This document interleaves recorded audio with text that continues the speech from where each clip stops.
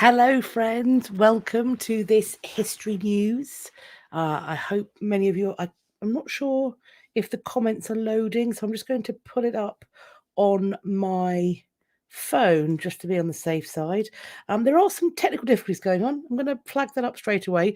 Usually, I'm able to upload a full thing of the slideshow that we're going to be looking at today. That has not been able to happen. It's currently angrily processing for me, which may mean, alas, that we have to go for a screen share, which I haven't done before. I can see that 21 of you are here. Hello. There we go. There's Diana. Thank you. Hello. Welcome. I can see that we have found one another. I'm very pleased. I'm just going to have that there.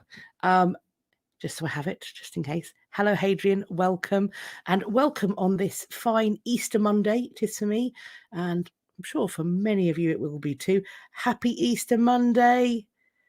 Happy Easter Monday, Shane. Have we all had a pleasant Easter? Or if you don't celebrate Easter, have you had a pleasant Passover? Are you having a pleasant Ramadan? Or indeed, anything else? Have you been enjoying a long bank holiday weekend? I do hope so. We've been very active. I'll just give you a little rundown of what we did. So on Friday, a friend of mine came over and we ate some food. And then on Saturday, we took my little boy to Hampton Court Palace to hunt down some lint gold bunnies and to see what was going on there. And he met a very naughty chocolate lady who makes the hot chocolate for the Prince of Wales, who will go on to become George II. But the king at the time doesn't want his son to have any chocolate, which is a drink at the time, but she still provides it. So it's very scandalous. We had a lovely time, and Gabriel did some dancing in the courtyard, and he learned to do a bow, which looked a lot like yoga, but I think there's room for improvement.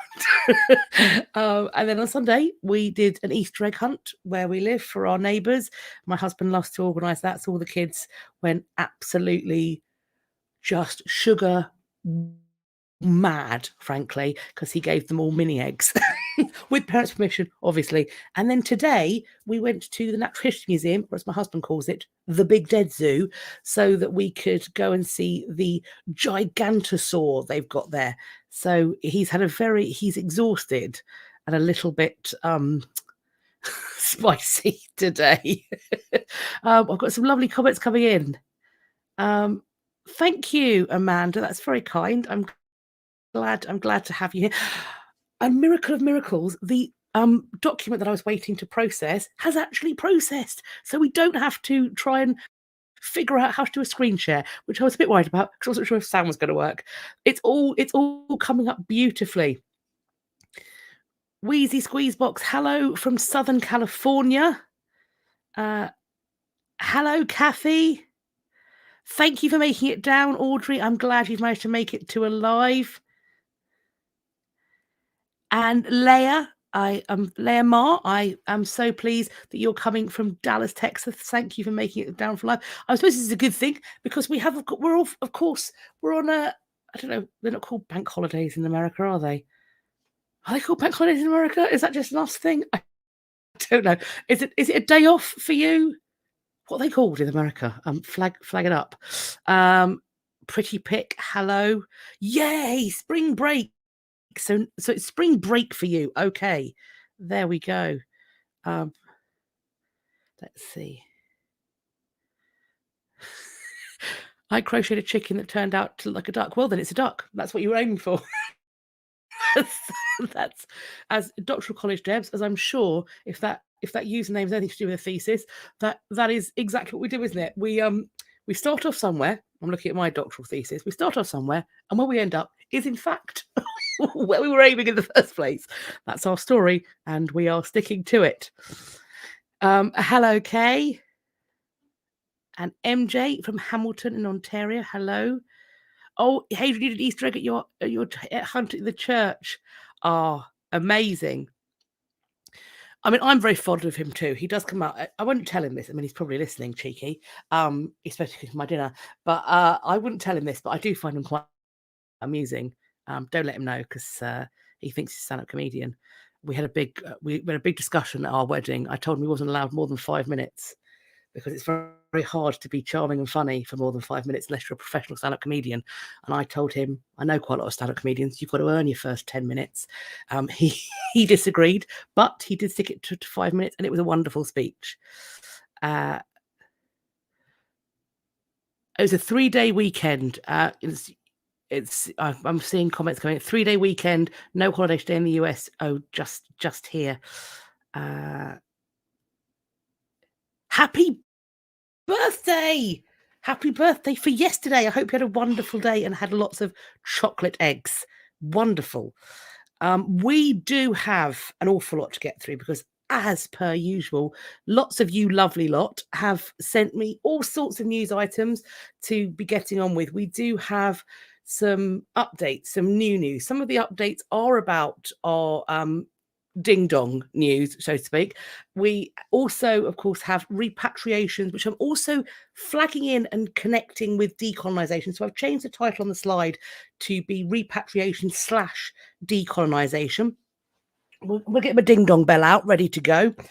And we also have some events and exhibitions. And I've thrown in a TV show launch and a book launch because I feel like that should go in events and exhibitions. And if they develop into a wider kind of, there's more media involved, maybe I'll separate that out into a different topic. Today, the opera pinboard was another thing that did not behave. So that's not currently uploaded into the description box. I'm trying to upload it so I can get a shareable link. What I do have is I have the links for all of the articles we're going to be talking about numbered and connected to the slides that are also numbered. They are in the description box. Thank you to everybody who sent me descriptions and essentially step-by-step guidance on how to shorten links, because that meant that I could put everything up. And thus we have it all in the description box, if not opera pinboard. I have lots of people to thank.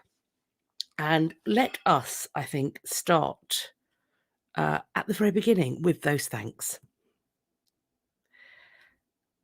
There we go. So I would like to thank Anne, Carol, Sheri, Jessie, Yvonne, Crazy Artist Lady, Mary, Kenny, Beth, Kathryn, Joseph, Carve Felem, Elverta, Louise, Jeb, Sarah, and Jane. Thank you. And I'm seeing some lovely birthday wishes going out to our dear Kathleen. Thank you. Lovely lot as well for that. Let us hop straight into our very first update. This is from a good old while ago, this one. And I think it may even be back from when I was still doing these as a pre-recorded segment. So if that is the case, then you may or may not remember it, but essentially there's a development going on in Miami. And while they were doing the digging for this development, they found that it was part of, quote, an extensive town that was believed to have been built some 2,500 years ago by the Tequestra tribe, which disappeared with the end of the first Spanish occupation in Florida in 1763. I'm assuming that's a violent disappearance, but I don't know a lot about that history. Experts contend that the Bricknell discoveries may constitute the, quote, most significant in a series of archaeological finds made at the mouth of the Miami River in the past 25 years. So this is really important. There are independent archaeologists, including experts from the University of Miami, who say a cluster of stone spear points that are among the thousands of artifacts and animal and human remains found at the site show that there was indigenous occupation on the riverbank that probably dates back as far as 7,000 years ago. They have removed fragmentary human remains for reburial elsewhere under the supervision of the Seminole tribe of Florida. I apologize if I have mispronounced that. The ongoing excavation of roughly half the site has so far uncovered some 350 post holes that were carved into the limestone bedrock, likely marking the foundation of prehistoric structures. The issue is, and I'm going to hop straight to the next slide, is that there are, I think, some concerns. This is new evidence. Pessel and the other independent archaeologists say that this, the Related, which I think is the development company site, was occupied by a succession of indigenous people starting in what's known as the Archaic period, some 5,000 years before the date of the Miami Circle. The finds also demonstrate that the Tequestria village on the river, the tribe's principal settlement, was bigger than previously believed. They say that Spanish accounts put the settlement only on the river's north bank, but the finds at the Related site, just steps from the Miami Circle, indicate that at its peak hundreds of years ago, the Tequestria town spread along both banks of the river. Among the most abundant finds at this site are these post holes. They've also found materials, including thousands of pounds of shell and animal bones that have been carried away in storage in over 2,000 bankers' boxes. He expects that hundreds more are going to be filled by the time the excavation is completed. However, there are critics that say that the developers and the city have attempted to downplay these discoveries to avoid the kind of public uproar and litigation that led to the preservation of the Miami Circle from condo development in 1999, as well as another Tequestria Circle and other antiquities across the river at the Met Square development in 2014. So, Seminole, thank you, Pretty Pick. So it looks like they found some really cool stuff.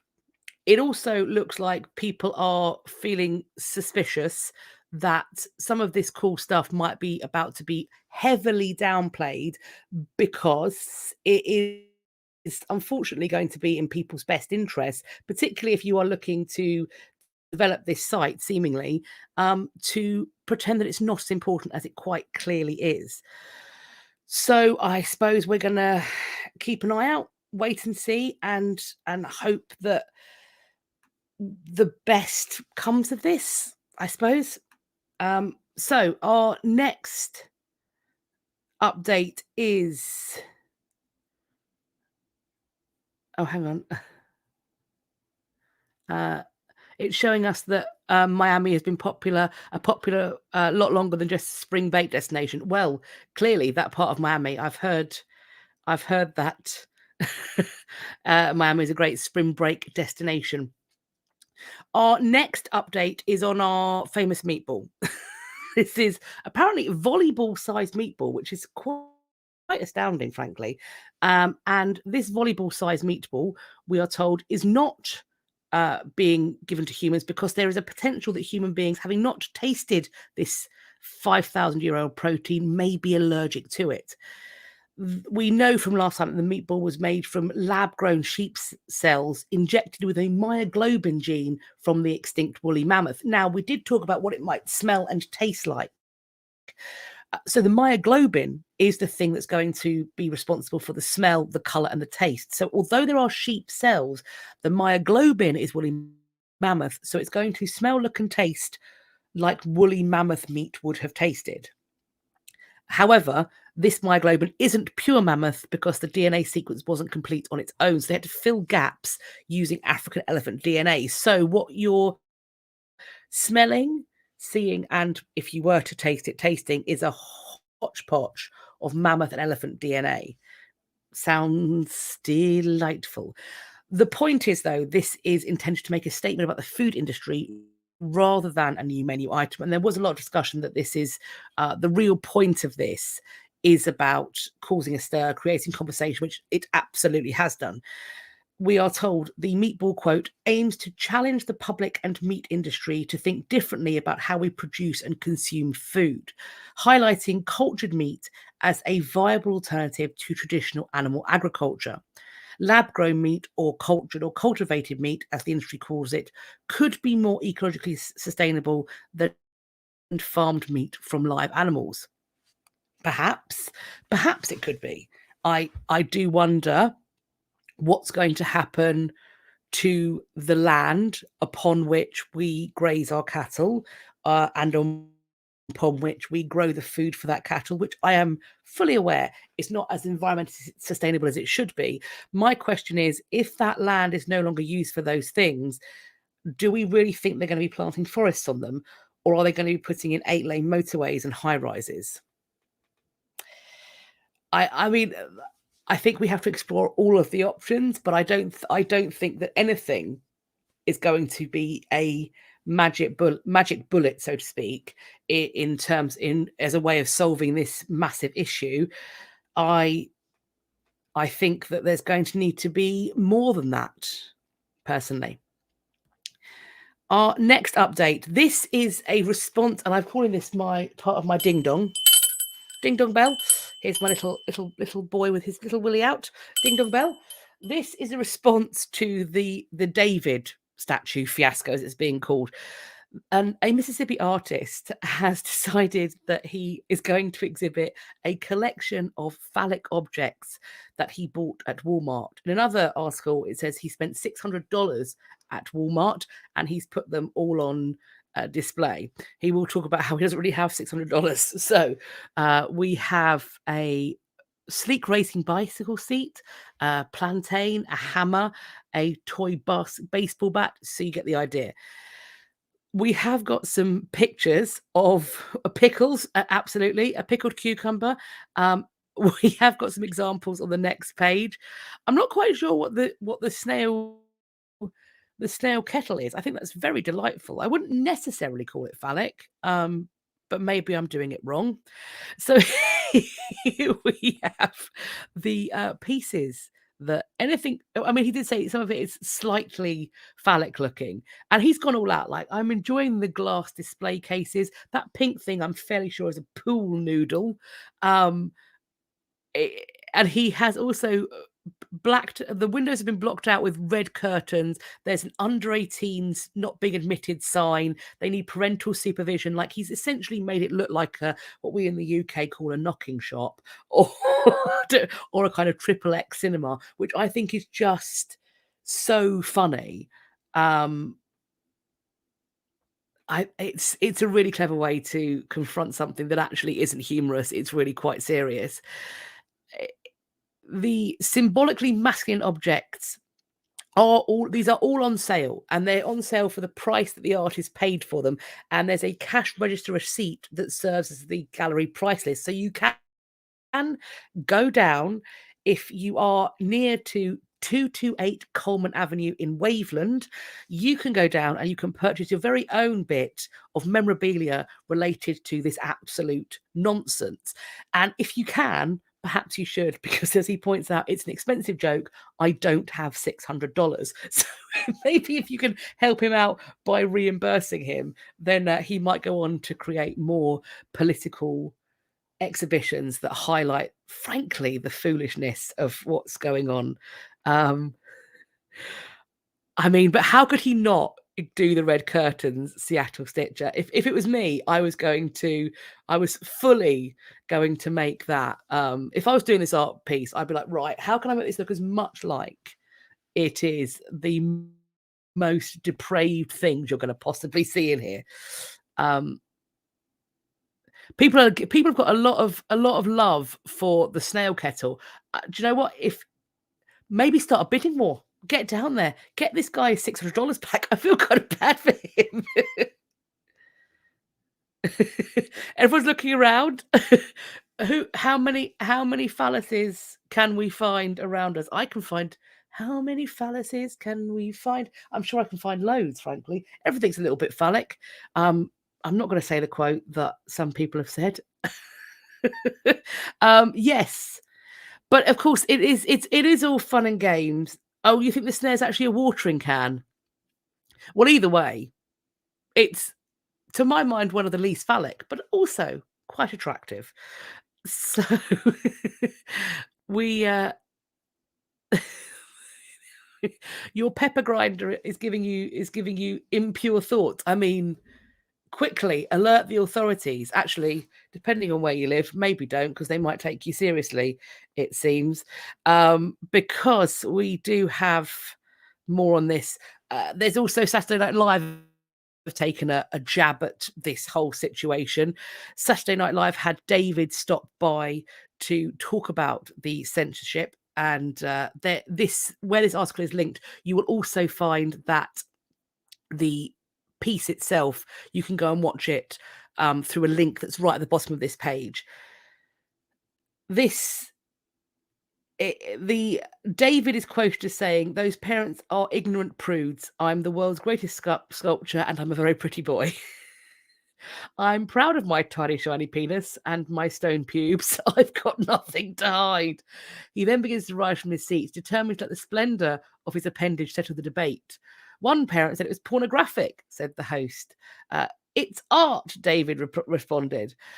This is a very funny way of dealing with it once again. And I think we can debate whether humour is the way to go. The vast majority of us see this, I think, as being fairly ridiculous.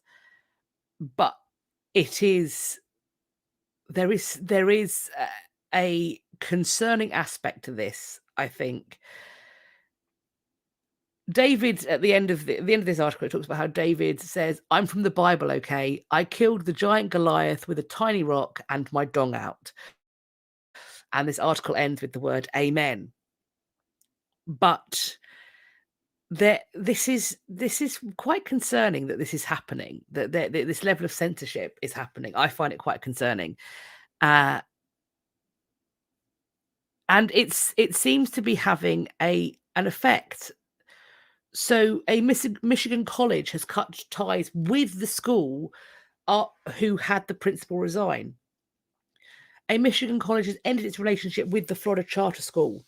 The Tallahassee Classical School, which was licensed to use Hillsdale College classical education curriculum, is no longer affiliated with the small Christian college. Hillsdale spokesperson Emily Stack Davis said in a statement to mlive.com, quote, "The drama around teaching Michelangelo's David sculpture, one of the most important works of art in existence, has become a distraction from and a parody of the actual aims of classical education." Of course, Hillside's K through 12 art curriculum includes Michelangelo's David and other works of art that depict the human form. The charter school license was revoked and will expire at the end of the school year. I'm going to have to look up what a charter school is. I'm not 100% sure what that means and how serious that is. The chair of the school boards has said the administration did not take issue with the sculpture, but the teacher's description of it to the children as a non-pornographic picture and the lack of advance notice. Well, it is a non-pornographic picture because pornography is created with the intention to titillate. Pornography has an intention behind it. Viewing something as pornographic that doesn't have the intention to be pornographic, that's in the mind of the beholder. That's in the puerile or frankly smutty eyes of the person who is viewing it as pornography, would be my response to that. Showing the entire statue of David is appropriate at some age. Okay, what age, Bishop? That's this person's surname, just flagging that, not a religious affiliation as far as I know. We're going to figure that out when that is. How? And you don't have to show the whole statue. Maybe to kindergartners, we only show the head. It's like April Fools is still happening. Maybe to kindergartners, we only show the head. You can appreciate that. You can show the hands, the arms, the muscles, the beautiful work Michelangelo did in marble without showing the whole thing. Are you going to show his nipples? On Michelangelo's nipples, okay, because they aren't attached to female breasts. Because I'm sure if they were, that would be verboten. So tell me about that. Tell me about that. So a charter school, I'm having this. A charter school is a private school. Oh, right. Melissa, as an American, this nonsense makes me want to hang my head in shame and point the finger at you, England, for the Puritans who started this garbage here. Look, right. They left us because we were persecuting them. We tried. That's not okay. Religious persecution is not okay. But I mean, we did our bit. We we scared them off. Sorry. Porn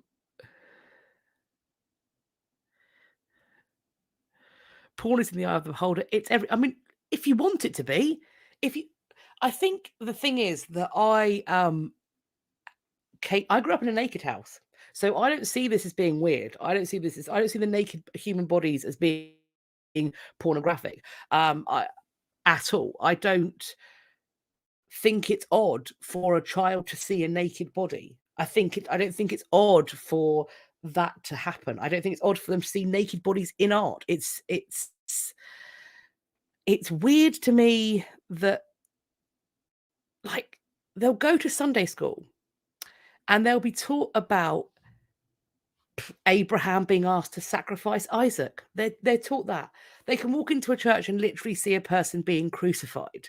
That that's okay, seemingly, but this is not. It's very strange for me.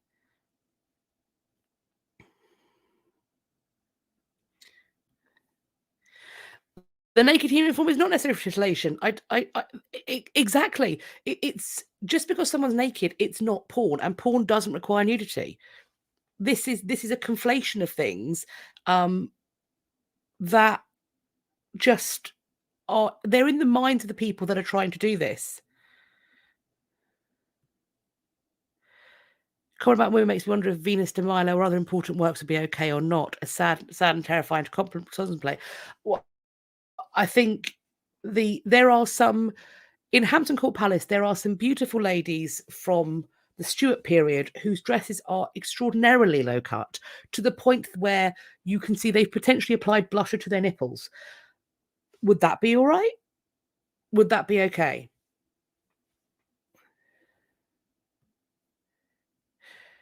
You're the naked neighbor. Well, everyone needs one, I think. Everyone needs one, I think. Pretty pick. Charters are a big thing in America because parents have more control of what's taught. So every time a parent gets annoyed about something, they form a charter. Homeschool that child then. If you're so upset by it, homeschool them.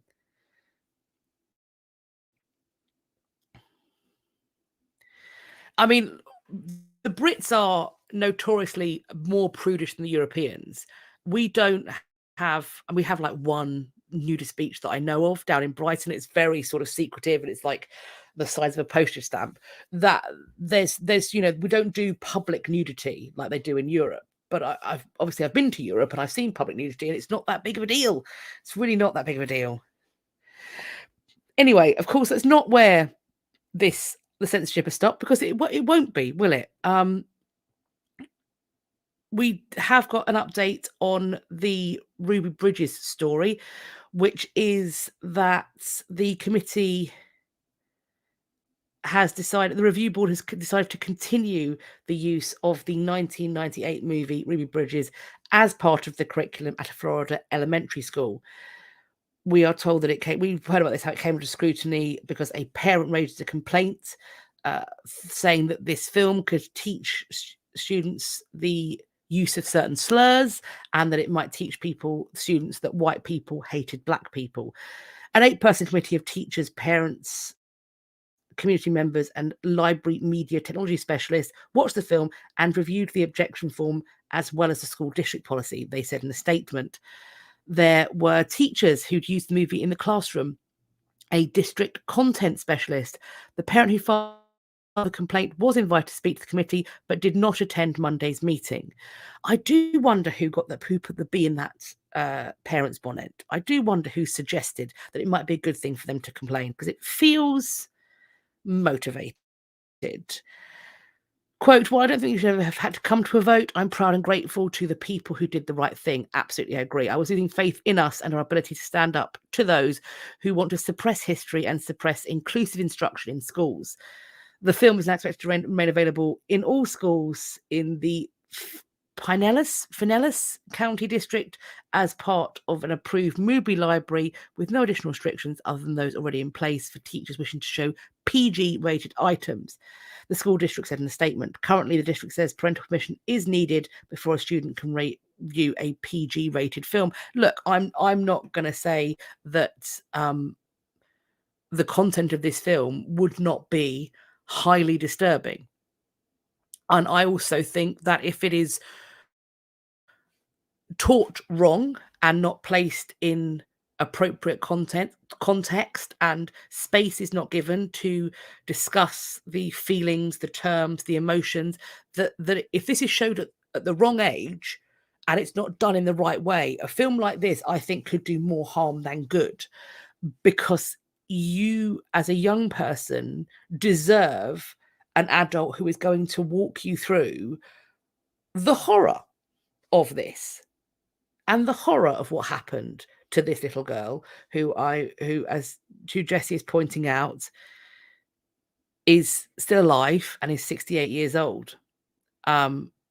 So as a child, I think people were saying last week that the age group of the children watching this are the same age as Ruby Bridges was when this was happening. Those children are going to need guidance, and if they aren't, if a teacher doesn't feel up to doing it, they shouldn't show them the material, because I think it could go wrong in a bad way if the wrong teacher does it, I think. Or if a teacher who's uncomfortable having the proper conversations that should be had around it, would be my opinion.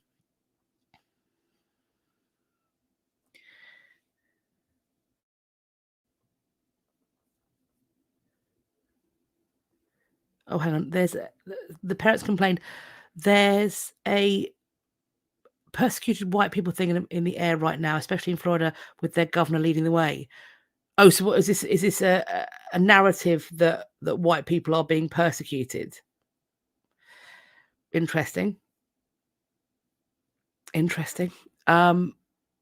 A Florida library saying it's I'm sure this is happening elsewhere, but the Florida, I don't want to pick on Florida if it's happening elsewhere, but these are the articles that kept flashing up at me. So if I'm doing Florida dirty and it's happening in other places, then I apologize, but this was fairly shocking. A Florida school has just banned Anne Frank's diary, the graphic adaptation, from their high school library. I'm trying to work out why they have done this. And the passing around it is they have cited concerns, quote, that the book is not age appropriate. Okay, for high schoolers, right? So they're around the age that Anne Frank was when she started the diary. Okay, so not age appropriate.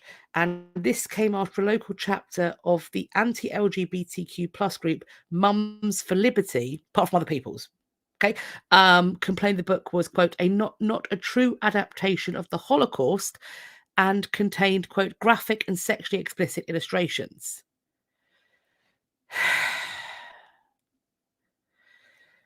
Apparently there's an objection to a, quote, graphic scene in the book in which Frank asks a friend if she would feel comfortable exposing their breasts to one another, only to be refused. No female breasts were actually exposed in the book, as her friend declined to do so. They also took issue with a portion of the book in which Anne Frank walks past sexually explicit nude female statues, although some of the statues' breasts and butts, is that how we're going to refer to that? Okay. Breasts and butts are shown, they are depicted with very little detail.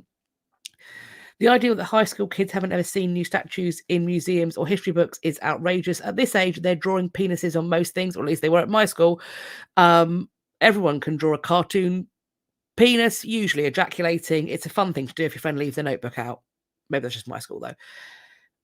This, they point out, the original diary published in 1947, in which a 14-year-old Frank writes about asking a friend if she wants to show each other their bodies, as well as her desire to kiss her friend and her feelings upon seeing photos of nude statues in art history book. The decision to remove the book has drawn criticism from those who argue that it's an important work that sheds light on a dark chapter in history, which it absolutely does.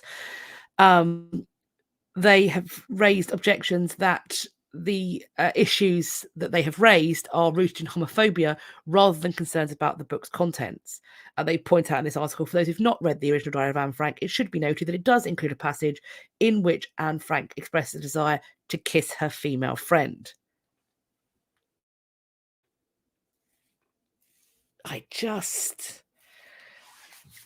If the story of Anne Frank and the necessity of teaching it is something that can be outweighed, overweighed, because of some voyages of potential sexual discovery between pubescent or prepubescent girls just in their diary. If that's really such a pressing issue, I have grave concerns, grave concerns about what's going on. Because there was, of course,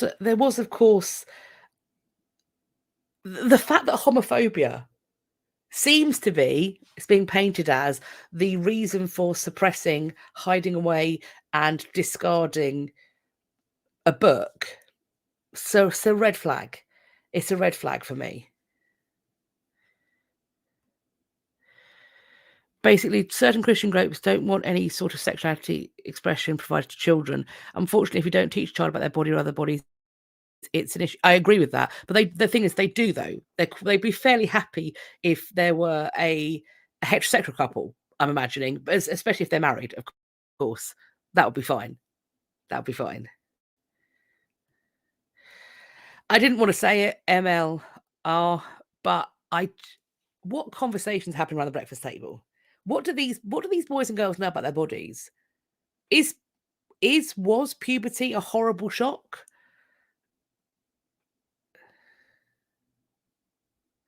Oh boy, really? Hang on, Melissa, what?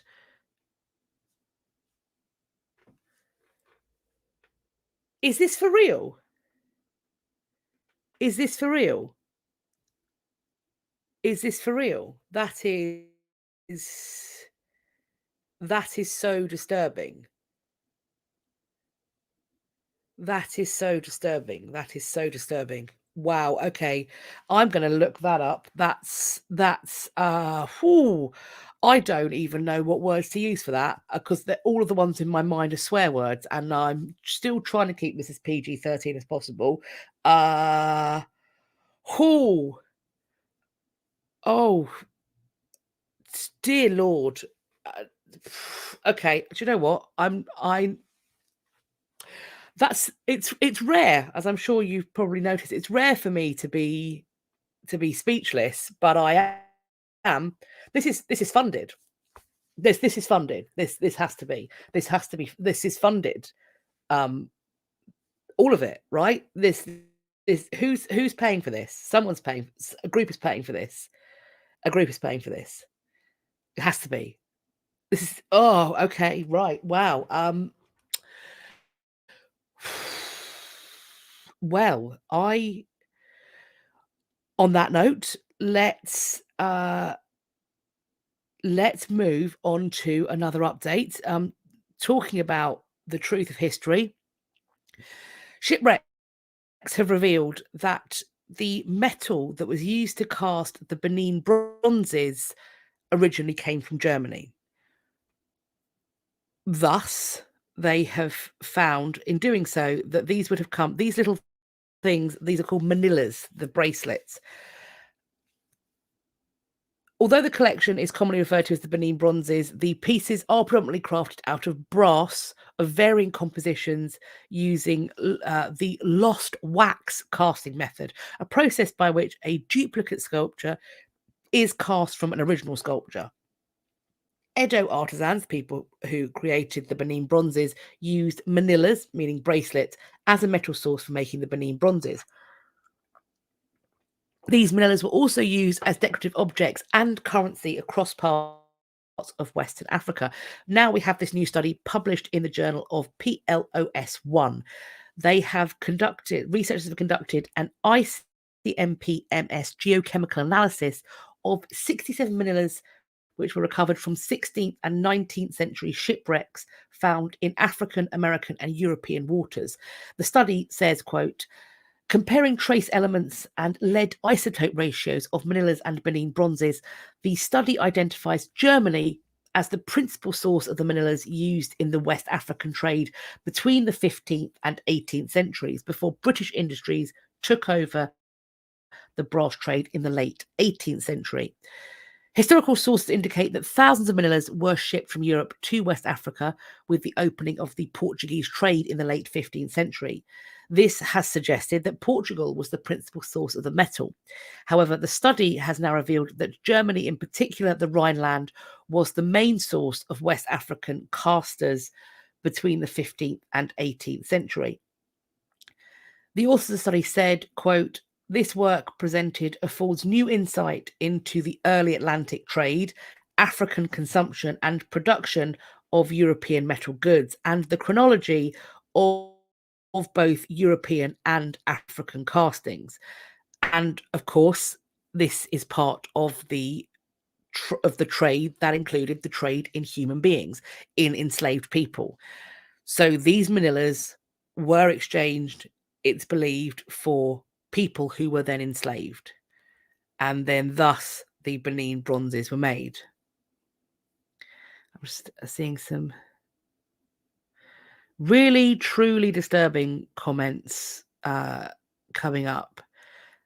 I am sorry. It must be very upsetting and disturbing to live it. I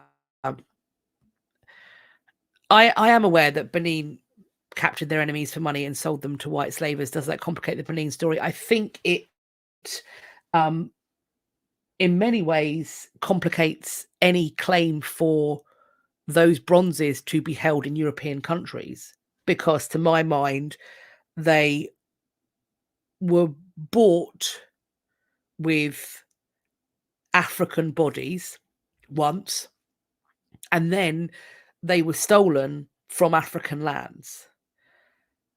The only people, as far as I'm not sure, when it comes to them going back to where they were made, I'm not sure if there's then potentially a claim that the people who were enslaved to buy those manillas, that's a conversation that I think needs to happen on the ground. What I know is for sure is it doesn't belong in the British Museum, because that's a double theft as far as I'm concerned. But that's my opinion on the matter.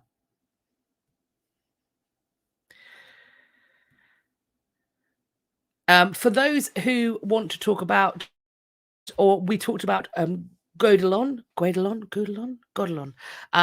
This is a link to that documentary that is on YouTube, and it's linked in the description box. Do check it out if you would like.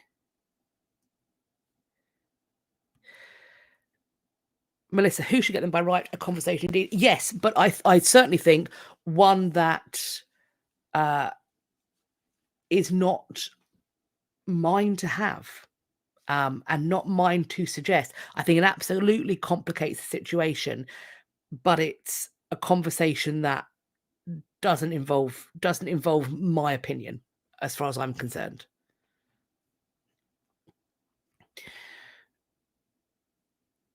We have this update on the situation in Ukraine and the theft or looting of artwork from there. We talked about this before, and there is research going on. This is being spotted and checked up by a team at the Smithsonian Institution, and they have come to the conclusion, which I think we were discussing before, that this is a state-sponsored looting by Russia.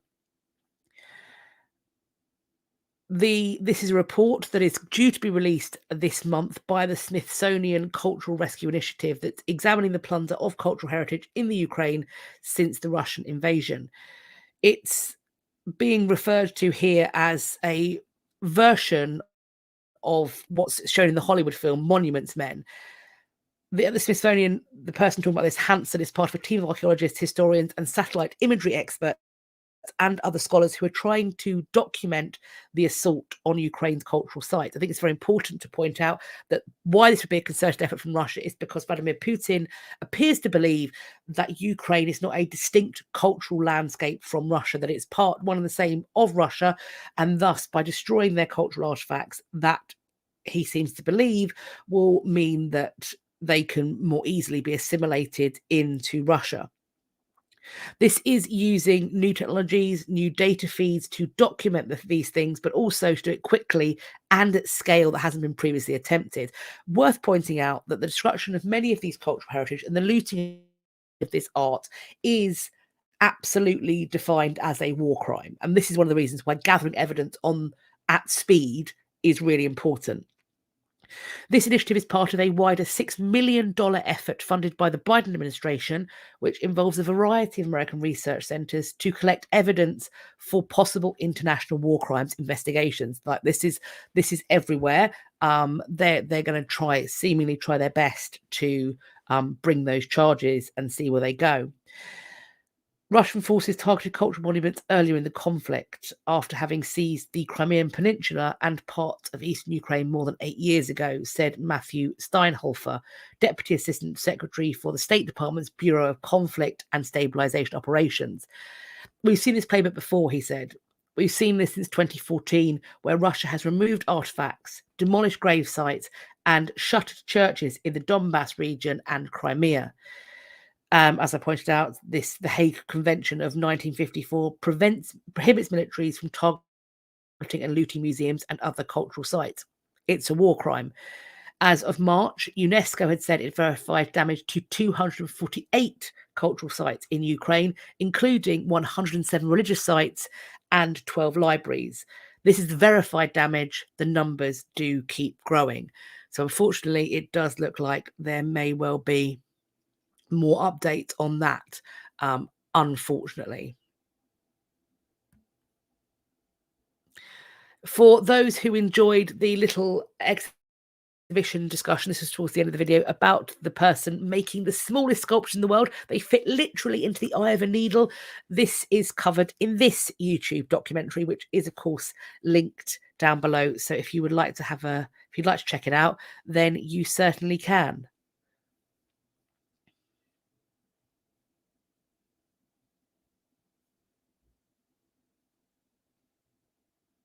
There we go. We are sticking with updates. We talked about, I believe it was last week, we talked about this, the Museum of the Mummies that is in Guanajuato.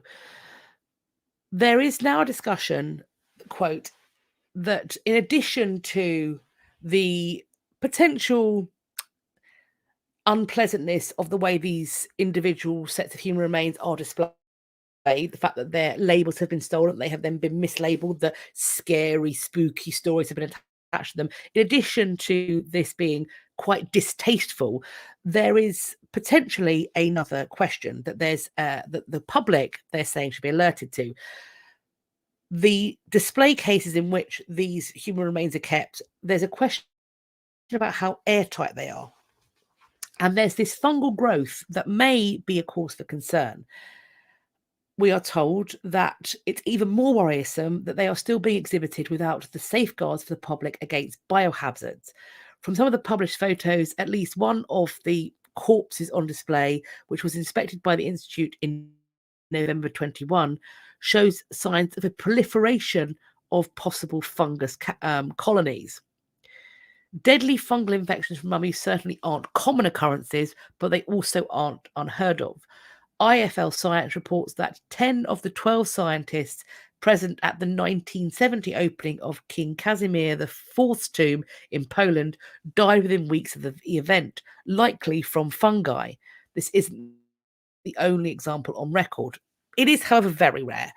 The current Mexican mummy spectacle was never intended to be example in mummification. So these human beings died in the 19th and 20th century, and then they essentially, we think, were unintentionally mummified. These mummies, were told, have been part of Mexican culture since the 1860s. When families of the deceased couldn't continue paying burial fees, the bodies were disinterred. Workers even planned to remove dusty bones were instead met with fully intact bodies, which were then put on display due to their preserved nature and the ability to attract paying customers to view them. According to National Geographic, early visitors travelled underground to view the mummies and since 1969 have been on display at the Museo de las Momias. I don't know. I'm a follower of Caitlin Doughty, Basque mortician, and I follow her in many things when it comes to death, and that is that a dead body is usually far less dangerous to you than a living one, in a variety of contexts.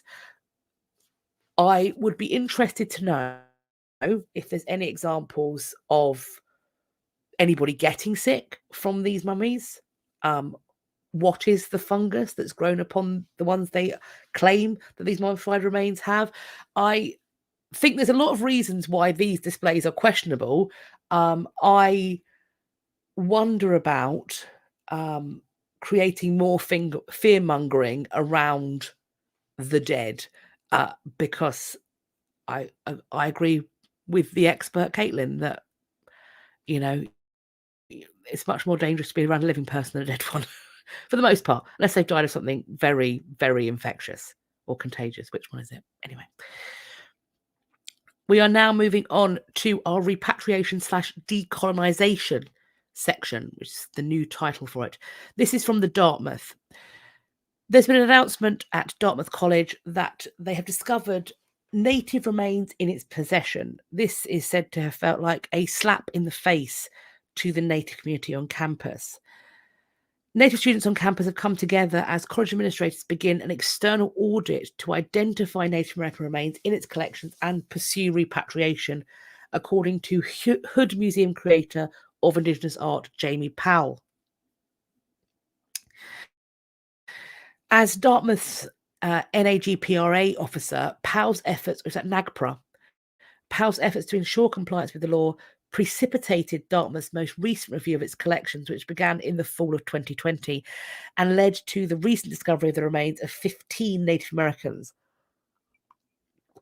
This is Powell quoted. A lot of the initial inventories had been completed by institutions, had errors, both in terms of the number of individuals reported or listed as culturally identifiable. Knowing this, I wanted to work on a re-inventory to ensure we had reported the correct number of individuals. Powell said that due to discrepancies in the Hood's cataloguing, the museum had no record of the whereabouts of some ancestors who were listed as missing or withdrawn from the collection.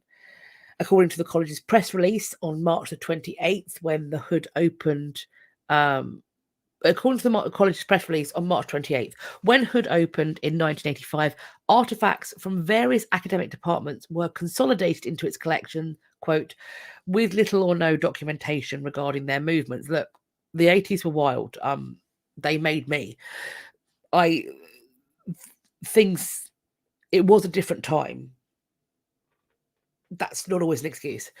Upon reaching out to Anthropology Department Chair Jeremy De Silva, who'd been working on a similar inventory of the Anthropology Department's collection, Powell and NAGPRA research assistant Emily Andrews, class of 22, found that the bones in the anthropology collection shared catalogue numbers with those missing from Hood inventory.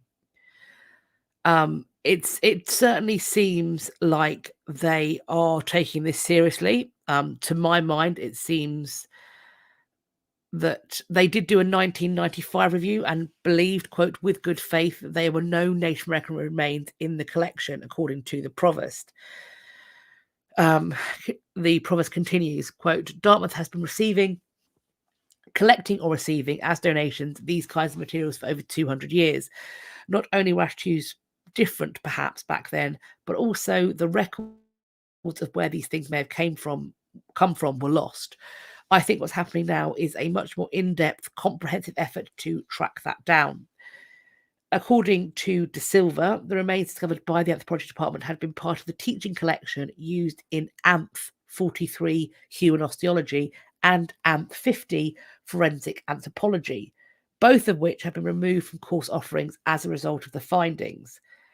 He added that the Anthropology Department has removed all of the bones in its teaching collection, including those of non-native origin, and are working to create a new teaching collection of ethically sourced bones through the Geisel School of Medicine's anatomical donor program. So sounds like they want to start from scratch. Quote, although this wasn't deliberate, it is the most recent example of a long history of our discipline causing harm to native communities. We are committed to making this right. And the only way to assure this can never happen again is to never teach with human skeletal remains unless you know exactly where they came from. Sounds fair enough to me. Anthropology major Sydney Hoose, a class of 25, who took Anth 43 in the fall, said that De Silva and Powell communicated the discovery to native students in the class before speaking to the native community at Dartmouth as a whole. Hoose is enrolled with the Cherokee Nation, but also identifies as Skidi, Pawnee, and Chickasaw. Quote, they wanted to tell us more personally in a small group because we were handling our ancestors. Oh, boy. I'm glad they told us beforehand. Hoose added that the professors did not know there were Native American bones in the collection, overtly telling students in the class that there were not. She said that though she was, quote, extremely disappointed by the news, she appreciates the step the college has taken to remove the bones from campus and to support the Native community.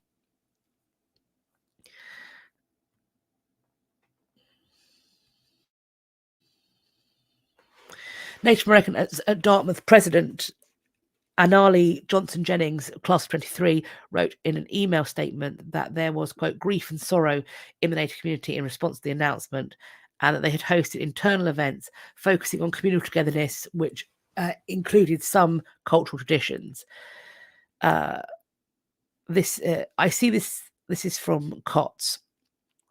Quote, I see this as both looking backwards and looking forward activity. There's an effort to look backwards in our history and to reconcile with that, which in some cases includes repatriating remains. I also see it as an opportunity and a duty to look forward, to make sure we put systems in place that will prevent this kind of thing from happening again.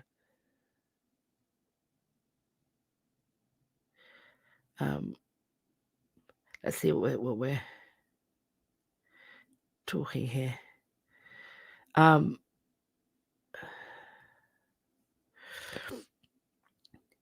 Yeah, I think that's a good point. That they haven't doubled down here. They've held their hands up. It seems it's certainly from the way it's been presented, and this is a publication from that institution. Sure, it does seem like this is a hold your hands up. They're as horrified as everybody else.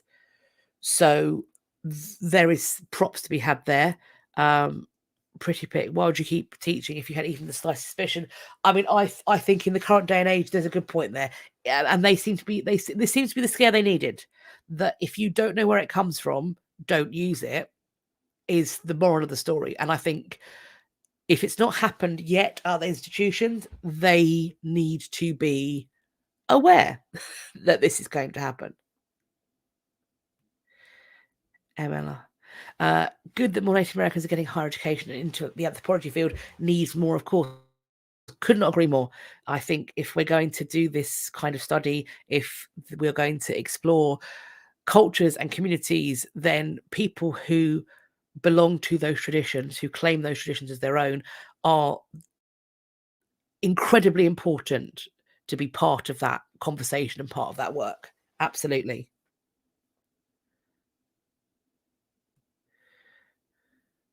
Oh, this is about how these bones get there. Mountain men and trappers used to take things and bring them back to their contacts back east, which worked their way into anthropology collections at the time. Yale's got a ton. That's a very interesting explanation. That's not something we have over here. So when I think about bodies making their way into anthropology collections, I'm like, have they been found by the resurrection men? That tends to be where my mind goes. But that's very interesting. Sorry you can't stay, Jared. Travel well. Have a good early start. Sleep well. Take care. See you next time. Following on, we've got another repatriation / decolonization. Germany's culture minister is calling on a Munich museum to resolve a years-long restitution dispute over a prized Picasso painting. This is coming in line with the 50th anniversary of Picasso's death. The culture minister is calling upon the Pinakothek der Moderne in Munich to agree to a hearing to resolve the question who actually owns Madame Soler, a 1903 blue period masterpiece by the Spanish artist that's been out of view of the museum galleries since at least January. The heirs of German Jewish banker and art collector Paul von Mendelssohn-Bartholdy claim that in 1934 he was forced by Nazi persecution to sell the work to Jewish dealer Justin K. Thalhauser as part of a group of 5 Picassos. The heirs have been seeking the return of the painting, a portrait of the wife of Picasso's friend Bennett Soler, a tailor, since 2009. The Bavarian State Painting Collection, which oversees this museum, purchased the work from Thalhauser in 1964. They maintain that the seller, who died in 1935, did not sell the painting under duress. It has thus far refused to let the dispute appear before German Lost Art Foundation's advisory commission.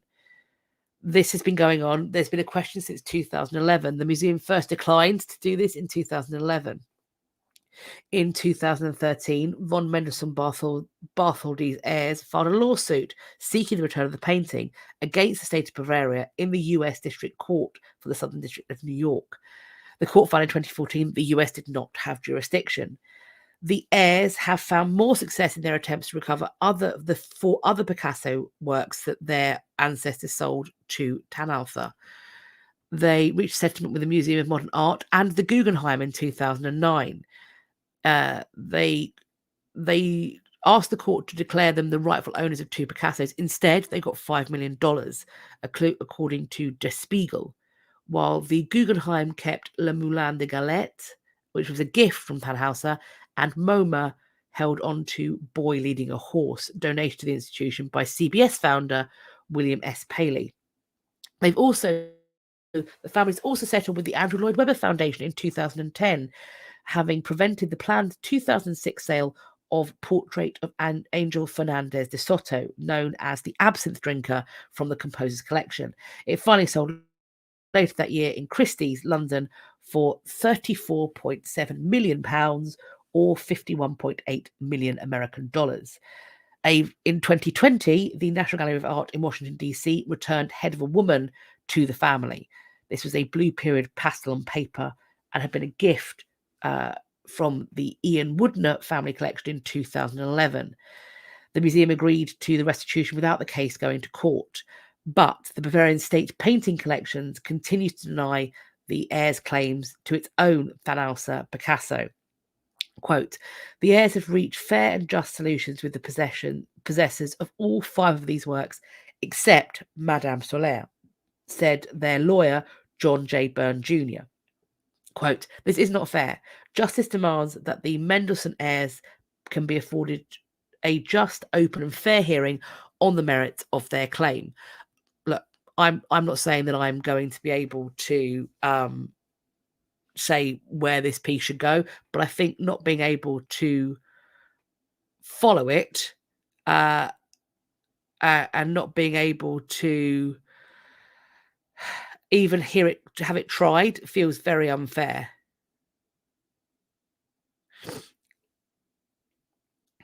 There's been a lot of jump here.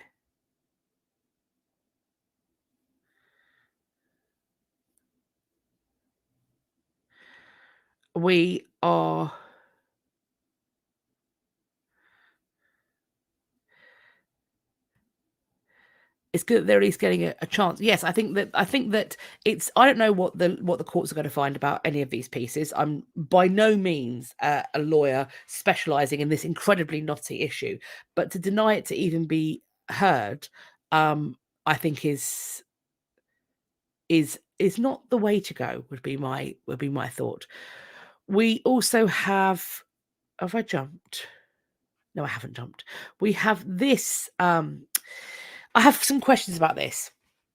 A scruffy crate caught the eye of UK border guards. When they prized it open, they found a stolen ancient carving worth $37 million. This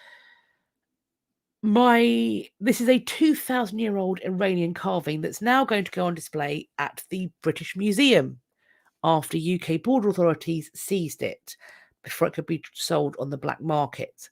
This is a fragment of an ancient Sasanian rock relief that's likely worth more than £30 million.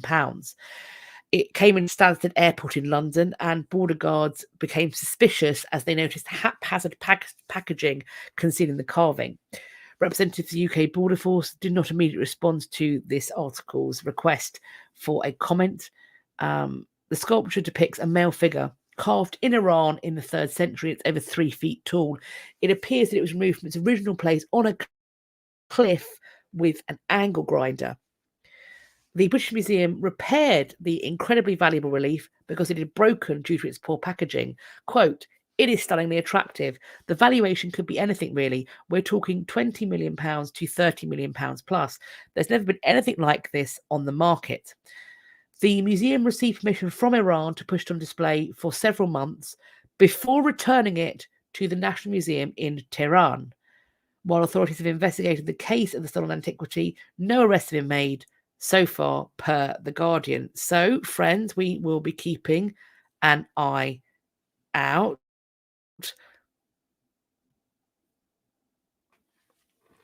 We're going to be watching this. We are going to be watching this. It's staying in the British Museum on loan for several months. Then it's going back. So it's not rescued, it's more under new management. Hopefully not. Hopefully not.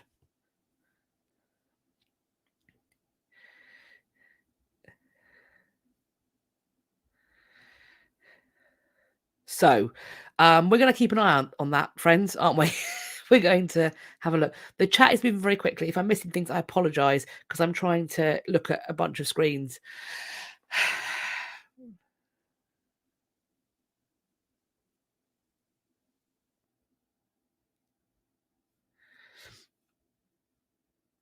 Oh, hang on. Deborah says, "I'm always amazed at how scientists, archaeologists, etc., preserve, transfer to museum. Is there a lot of damage? Curious."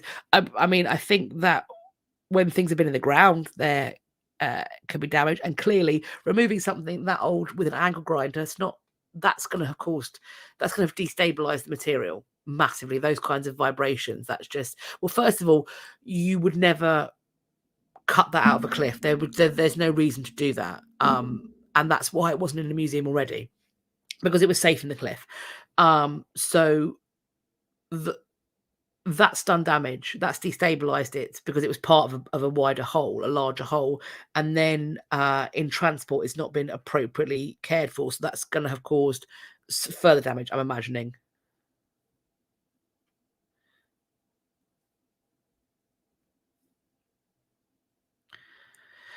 An Olmec sculpture is being returned to Mexico. This is the sculpture, I'm imagining. According to a statement released by Mexico's National Institute of Anthropology and History, the INHA, a missing Olmec sculpture recovered in New York by the Manhattan Antiquities Trafficking Unit will be returned to Mexico. This is known as Monument 9 of Chalcatzingo, an archaeological site in Mexico's Central Highlands. This is approximately 6 feet tall. Don't let the picture confuse you. It's a big boy, 5 feet wide, and weighs about a ton. Mario Cordova Tello of INAH Morelos Center said the sculpture has been dated to between 800 and 400 BCE, and it represents an earth monster, a cosmogonic creature that appears frequently in Olmec iconography. Its open jaws symbolize access to the underworld. The 4 shapes at the corners of the mouth represent the branches of the bromelad, a plant typical of the area around the Chalcatzingo that's also found in other carvings at the site. He added, quote, "The monument is a key piece for research on Olmec iconography, which is why we receive this news with joy and enthusiasm." Fabulous. Lovely.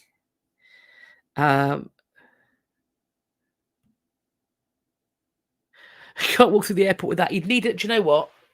That's going to need more than your regular carry-on. I'm going to go with that. I think we're rightly a little bit nervous at the British Museum because they play some sneaky games, don't they? It's pronounced bromeliad.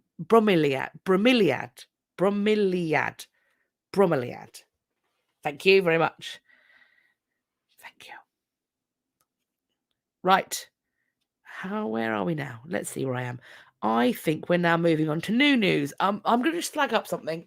Potentially, there are some people for whom the next piece of news might make you squeamish, particularly if you're eating, depending on what your diet normally includes. It doesn't make me squeamish because I have eaten snails. So we're going to hop into that. I just want to flag it up before I show the picture. We have this story in our new news. What did Homo sapiens eat 170,000 years ago? It turns out roasted, supersized land snails. Until now, the oldest evidence of Homo sapiens eating land snails dated to roughly 49,000 years ago in Africa and 36,000 years ago in Europe. But tens of thousands of years earlier, people at a southern African rock shelter roasted these slimy, chewy, and nutritious creepers that can grow to be as big as an adult's hand. This was published in a report on April the 15th in Quaternary Science Reviews. They have analysed shell fragments excavated at South Africa's Border Cave that indicate hunter-gatherers who periodically occupied the site heated large African land snails on embers and then presumably ate them. This supersized delicacy became especially popular about 160,000 and 70,000 years ago, the researchers say. Numbers of unearthed snail shell pieces were substantially larger in sediment layers dating to that time period. New discoveries at Border Cave challenge an influential idea that human groups did not make land snails and other small game a big part of their diet until the last ice age waned around 15,000 to 10,000 years ago. Long before that, hunter-gatherer groups in southern Africa roamed the countryside, collecting large land snails to bring back to Border Cave for themselves and to share with others, this team contends. Some of the group members who stayed behind on snail gathering forays may have had limited mobility due to age or injury, the researchers suspect. So that's interesting, isn't it?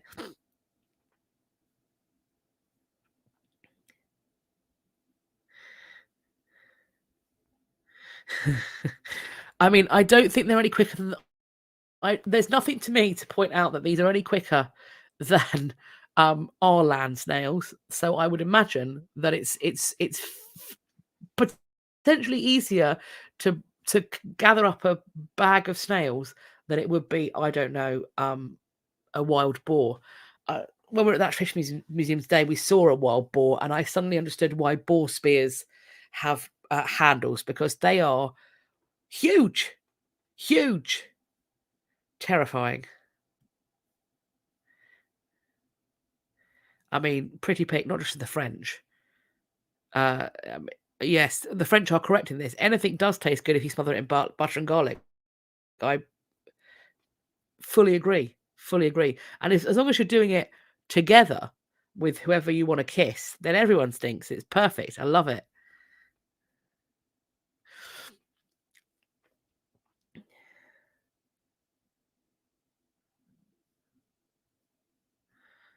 MLR. We see these guys on Wild Earth quite often, daily online safari shows. They're amazing. They are, look, the size of your hand. They're very cool. And apparently they're in Planet Zoo too. Anything in the back garden that moves. I mean, look, you crack on. I in the same way that I wouldn't go picking mushrooms, I'm not brave. I would only ever buy snails, which I know potentially is weird because we have them in our gardens, but I feel like, what if I pick up the wrong one? And what if this one is secretly poisonous? I don't know how that would happen. I'm not a forager. Clearly, I'm afraid of putting things in my mouth that I haven't shot bought. That sounded dirty than I meant it to. Do you know what? This is the question of the ages. This is the question I think every historian, anthropologist, archaeologist wants to know. Who is the first person that goes, do you know what? I'm going to put that berry in my mouth and see what happens. Because to me, it's wild. I'm just not. I would never be that guy. I'd never be that dude. I would never be the one to be like, I volunteer as tribute. I'd be the one being like, I might have an allergy to that. I'm afraid. You eat it first and then tell me.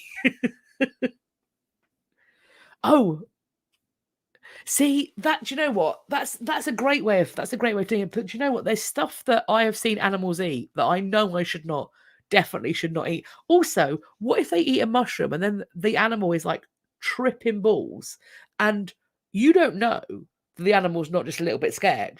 You might think, oh, that animal's got rabies or whatever.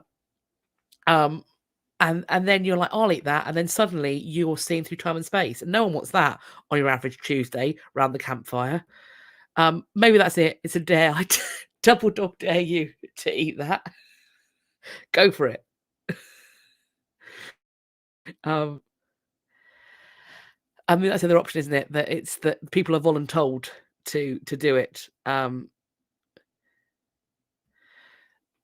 hungriest person is another great shout. Wow, we got there quickly. The first to go cannibal in a starving situation. I mean, yeah. Oh, hang on. I wasn't wrong. If snails eat ivy, it makes them poisonous. Well, see, I was wrong. I wasn't wrong to not go out in the garden and pick up a bucket of snails.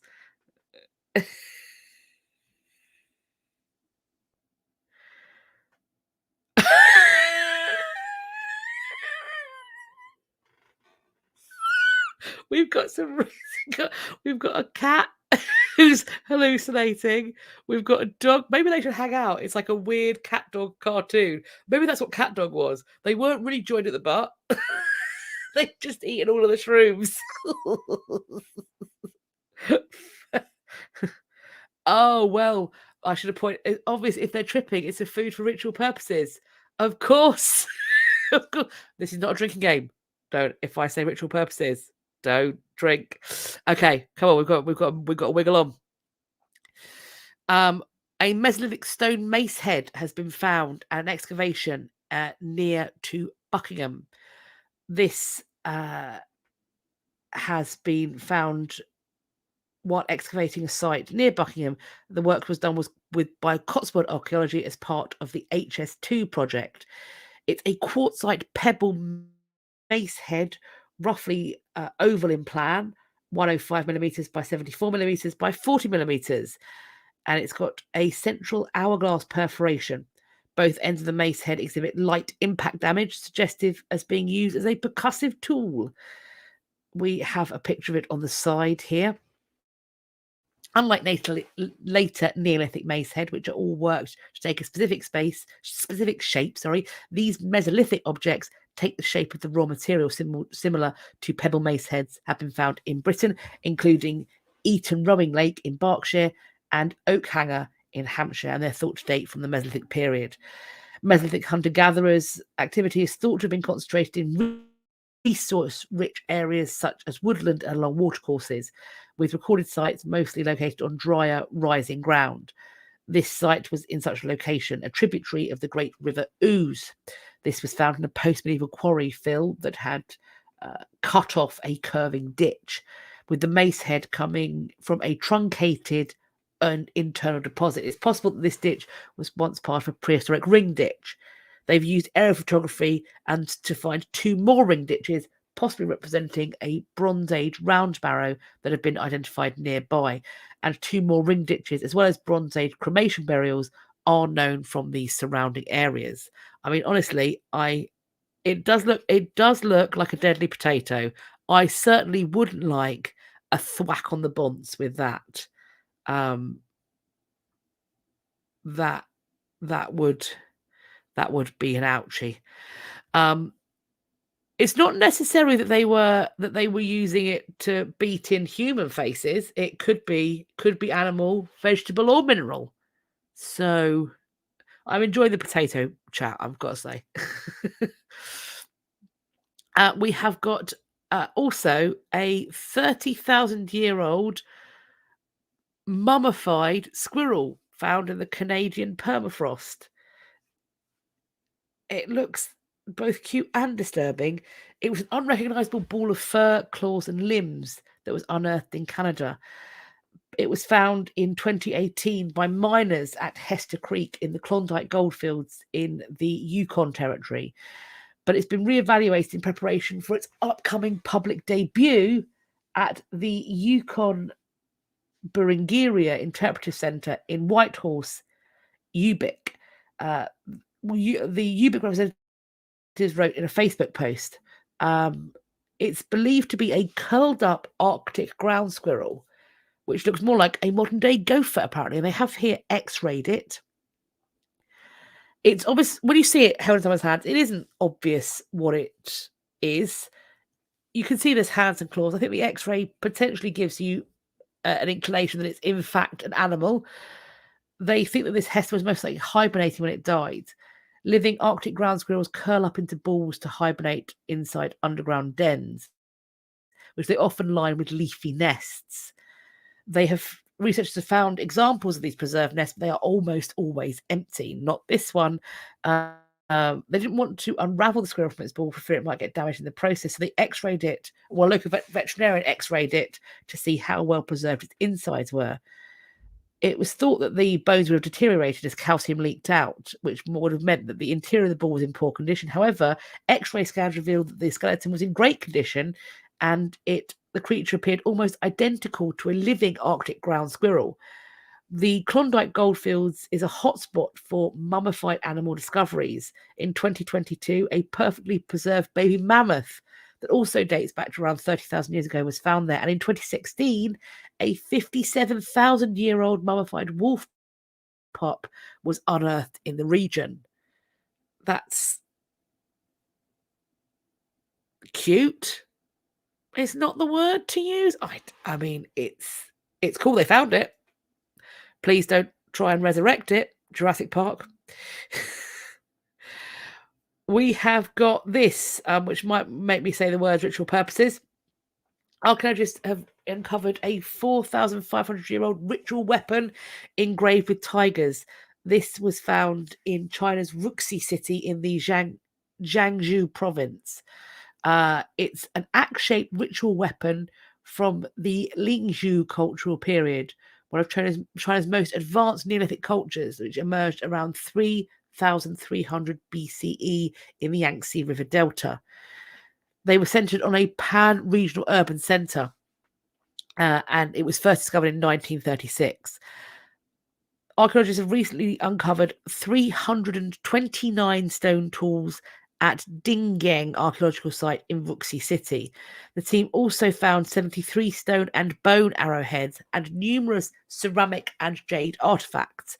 Most notable is a 4,500-year-old stone axe engraved with depictions of tigers on both sides and patterns of clouds and birds. The axe was found on a sacrificial platform and exhibits evidence of wear and damage, which researchers suggest was likely used for a ritual purpose, not a drinking game, during ceremonies to symbolize power rather than as a weapon for conflict. Lou Boashan, head of the Wuxi Institute of Cultural Relics and Archaeology, said that the patterns of the axe were made with a much harder stone tool, and it's the first example of a tiger pattern stone axe uncovered in the region. How cool is that?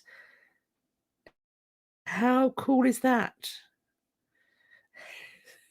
Just seeing some references to Jurassic Park. Look, okay, you might think that squirrel is tame, but have you fought a prehistoric permafrosted squirrel? It could be fully feral for all you know.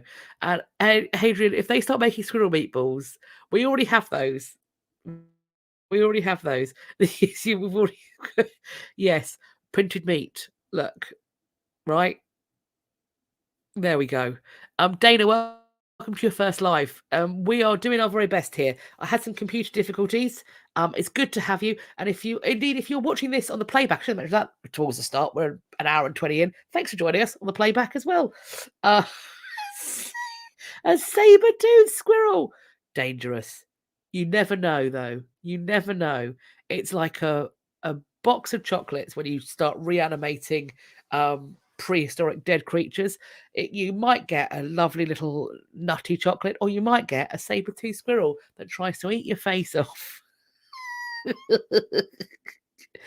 Yes, Dana, I'm sure your tree squirrel. We have some feisty. They have if they're around humans a lot, they get brave. Now that's what I call roadkill. Wow. Enjoyable. Right. Next. We talked about it earlier.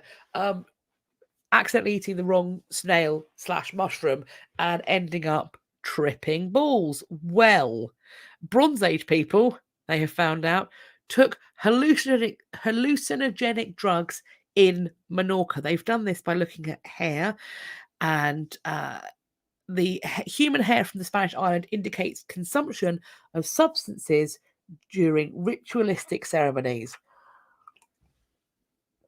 My. This is human hair from a burial site in Menorca, Spain. It indicates that ancient human civilization used hallucinogenic drugs derived from plants. This is the first direct evidence of ancient drug use in Europe. They found scopolamine, ephedrine, and atropine in 3 replicated hair samples. Atropine and scopolamine are naturally found in the nightshade plant family and can induce delirium, hallucinations, and altered sensory perception. Ephedrine is a stimulant derived from certain species of shrubs and pines that can increase excitement, alertness, and physical activity. Writing in the Scientific Reports journal, the author said, quote, "As early as the Paleolithic period, humans came across non-food properties." That's a cute way of saying it.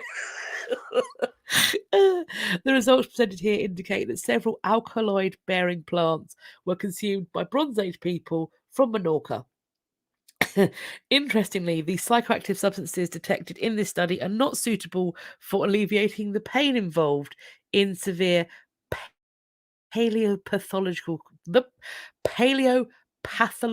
conditions attested in the population buried at the cave of Escaricix, such as peripiatical abscesses, severe caries, and arthropathies.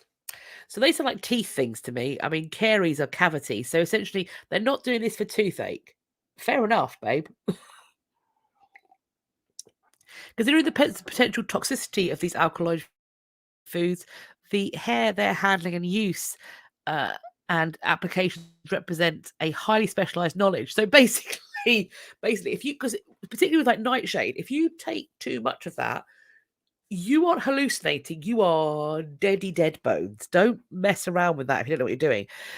So what they're looking at here is that there's some kind of shamanic knowledge who are capable of controlling the side effects of these plants through an ecstasy that made diagnosis or divination possible. Due to cultural changes about 2,800 years ago, the authors speculate that the containers holding these things were sealed in a cave chamber in order to preserve the ancient traditions. Previous evidence of prehistoric drug use in Europe has been based on indirect evidence, such as the detection of opium alkaloids in Bronze Age containers, the finding of remains of drug plants in ritualistic contexts, and the appearance of drug plants in artistic depictions. Elisa Guerra Doce from the University of Valladolid in Spain and colleagues examined strands of hair from this cave, which was first occupied about 3,600 years ago. According to past studies, about 210 individuals were interned in this chamber. However, strands of hair from only certain individuals were dyed red, placed in wooden and horn containers, decorated and removed to a separate sealed chamber further back in the cave. These hair strands date to approximately 3,000 years ago. So, them's a lot of powerful drugs. That's all I'm going to say. Wow. There have been Bronze Age finds that were made in Wales have now been declared treasure, and there's some really incredible pictures that we've got here. So we have got this on it'll be yours and my left hand side. We have got a late Bronze Age gold lock ring, which is thought was used to adorn the hair. Adam Gwilt, the principal curator for prehistory at the Museum of Wales, said the quality of the decoration on this artifact is impressive, and it begs the question, how did its maker, an expert goldsmith, manage to expertly hand scribe 79 concentric circles on gold sheet just 4 centimeters wide? We also, in the find, there was a gold fedi ring discovered in a field. It's got white enamel decoration and 2 raised pelleted ridges spaced with the floral design, bears an inscription that translates to "of good heart," de bon coeur. This ring belongs to the Bronnington hoard from Wrexham, which had been deposited sometime after 1465 and included more than 50 coins and a sapphire ring. We've also got a silver buckle plate, as we can see, intricately decorated here. And it's got Gothic tracery.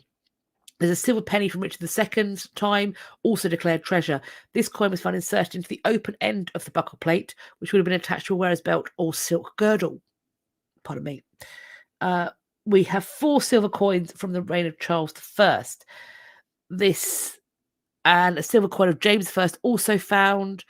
Then late 17th century or early 18th century gold posy ring with an inscription reading "God's providence is our inheritance." There was an assistant coroner for North Wales, Katie Sutherland, who declared these finds to be treasure.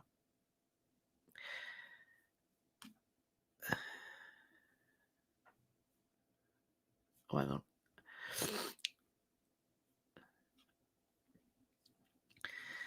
Swiss scientists are reconstructing the climate of the ancient world using wooden artifacts that were hung on mummified remains. We have these mummy plates here.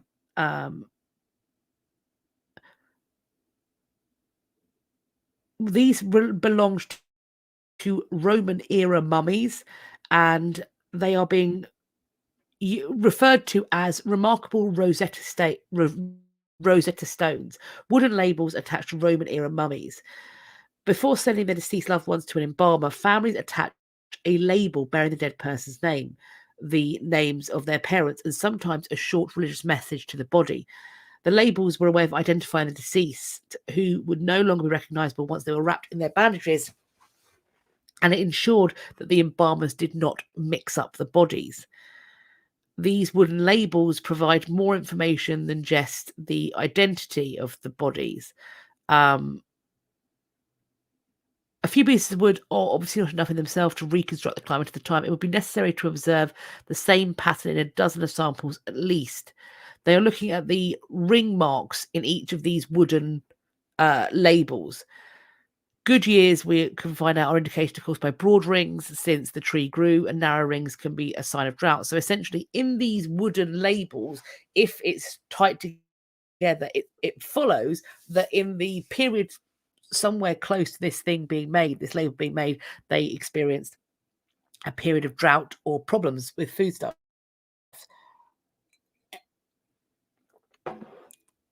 We are told that the mummy labels are ideal for the purposes. Not only are there thousands of them in museums around the world, they're made from different tree species, such as pine, cypress, cedar, and juniper. The study analysed the ring sequences of over 300 labels. It identified the overlaps. In other words, the cases where ring sequences matched up with each other. These overlaps provide an initial outline of what the climate used to be like in the Eastern Mediterranean, which is now modern-day Lebanon, the Greek islands, and or the mouth of the Nile, areas where these trees were harvested. There are a few good years here and an unfortunate succession of droughts, but the actual dates are still unclear. We can't yet assign a precise date to the rings and the events they record. So the next step is to locate the dates that potentially correlate into their historical moment. With luck, the scientists will find a datable specimen, and then they can look at the other overlaps with other labels from the same tree species in the region to pinpoint the exact date. And if not, they're going to be able to do radiocarbon dating. If they combine several samples of wood taken along the rings of the same specimen, it's possible to statistically reduce the uncertainty to virtually zero in the best case scenario. The scientists still have to find the right specimens and, above all, obtain permission from museums to do invasive radiocarbon analysis. So this search has just started. There's going to be a lot of work going on to have these negotiations take place and these studies. We are told, though, quote, mummy labels are just a proxy tool that we're using to reconstruct the climate of Roman Egypt, the breadbasket of the Roman Empire, and understand how climate fluctuations influence changes in society, government, and the economy. It's a perfect example of how questions raised by ancient history can be of pressing importance to the modern day world.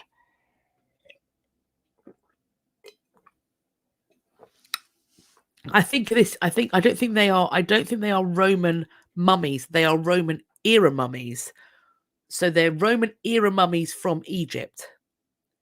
I'm not quite sure why it's been worded in that way, I'll be honest, but as there's no specific dates attached, that does make it somewhat more complicated.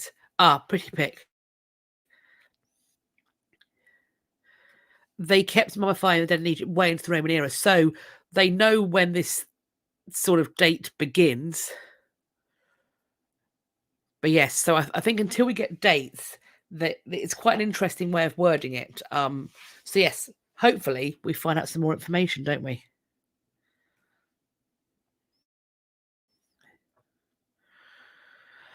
We have got new discoveries from a Roman site in northwestern France. There they are on the dig. Archaeologists from the National Institute for Preventative Archaeological Research, INRAP, have been excavating a Gallo-Roman necropolis and sanctuary near La Chapelle de les Fougueres, a commune in the Department of Brittany in northwestern France. The site was first identified in 1984, leading to a survey in 2018 to define the excavation area. They've then conducted ongoing excavation for a period of 8 months. The sanctuary excavation suggests that the dedication was to Mars, the Roman god of war. This is based on there being dozens of swords and spearhead deposited there as ritual offerings, plus there being a small statuette of Mars. They also found the remains of furniture, billhooks, brooches, other items of weaponry, and a collection of Gallic and Roman coins. The sanctuary, meanwhile, dates from the early Roman period and was abandoned during the 4th century AD.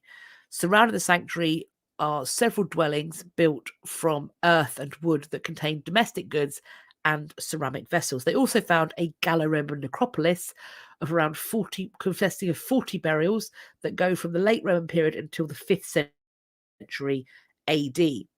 There, and from the necropolis, they've got a large quantity of funerary objects, including silver bracelets, pins, and belt buckles, glass beads, ceramics, a pearl necklace, traces of shoes that have been found because there are studs that still survive.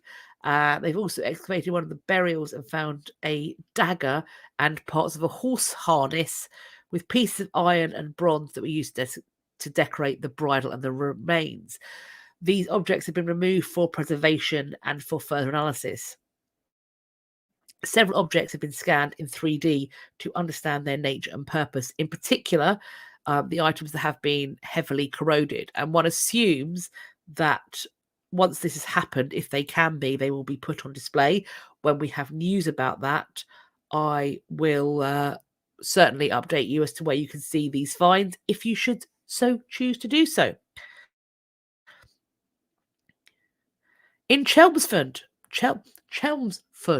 a Roman Apollo ring, which is linked to the Snettisham hoard, has been found. And they seem to have done a little moulding that the wax would have had. It's a beautiful thing. It's a silver ring with a carved gemstone, which is a dark orange colour and is thought to be a carnelian. This was found in an Essex field, and it's thought that it was connected to a famous Roman jewellery hoard that was actually found in Norfolk in 1985. The carnelian, they think it is carved with an image of the god Apollo. it was worn by somebody in the 2nd century, and it's thought that they would have hoped for this god's protection.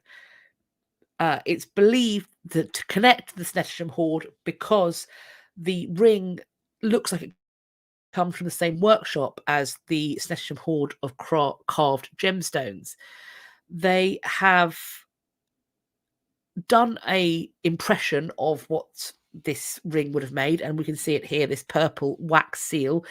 The ring would have been used as a seal to sign documents by, quote, literate men and women in the wider Romano-British society, which grew around military towns, leaving an impression of the engraved image in wax. But it's also said that this would have been a very personal object. We know these people would have had a very close personal relationship with their gods and goddesses. Apollo, being the god of healing and prophecy, would hopefully have protected the wearer from harm or illness. Quote, it's also really interesting because it's evidence of a pagan religion that has its roots in ancient Greece, being worshipped by Romano-British society. Another ring, unearthed at Upper Winchenden near Aylesbury in Buckinghamshire in 2018, is also believed to have links to the Snettisham workshop. This Essex ring was declared treasure by a coroner, and thus the Chelmsford Museum hopes to acquire it. If and when they do, and when it goes on display, then I will, of course, let you all know.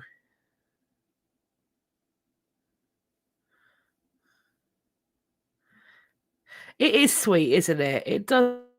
It's what a lovely thing that somebody clearly loved this and wore it, and I imagine was sad to lose it. I mean, I hope it was worn by somebody, that it wasn't just lost in the midst of transporting it to a potential buyer.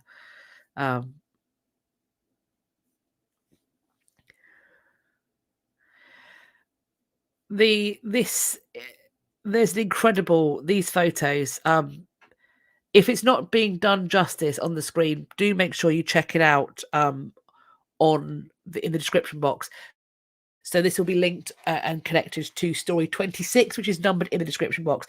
These are some absolutely fabulous photographs in this. Evil eye jewellery that was used, it's thought, to protect a young girl 1,800 years ago has now been unveiled in Israel. This jewellery was discovered in the coffin of a young girl who was buried in Jerusalem during the Roman period, and these items were designed to protect her as she made her journey into the afterlife. We have golden earrings, a hairpin, a pendant, and glass and gold beads that bear the symbols of the Roman moon goddess Luna.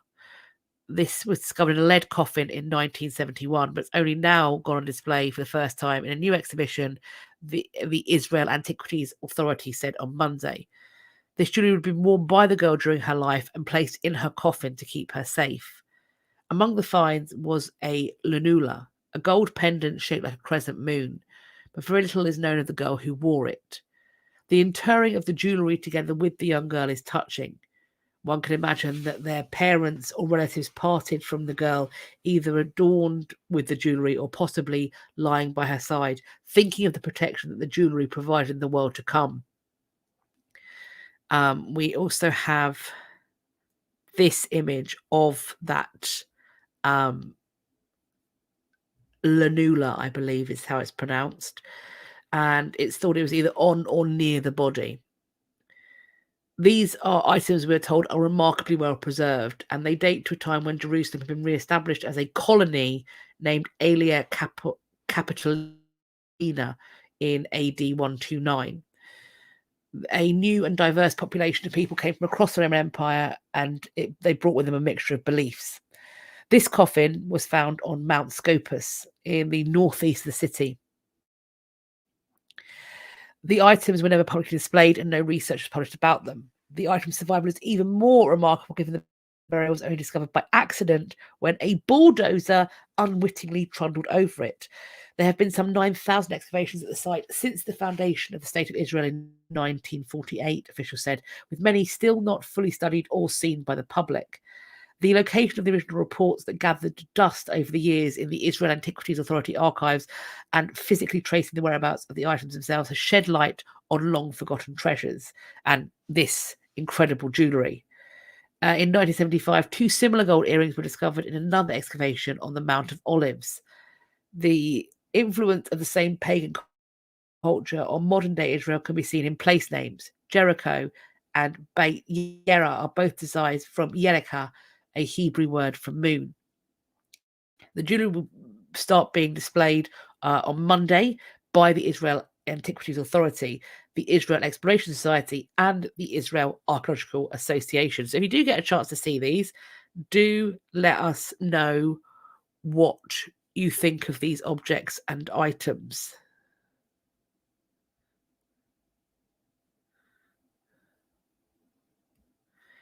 Yes, evil eye jewelry is connected to a belief that people who look jealously upon you can cause misfortune to you. So it's one of the reasons why in Roman bathhouses they think this is one of the reasons why they have almost humorous pornographic images. Like, they aren't supposed to be sexy, they're supposed to be laughable, because they believe, scholars today believe, that the thought process is that if you're laughing, you can't squint at somebody with an evil eye and thus, I don't know, cause their foot to fall off or something or other.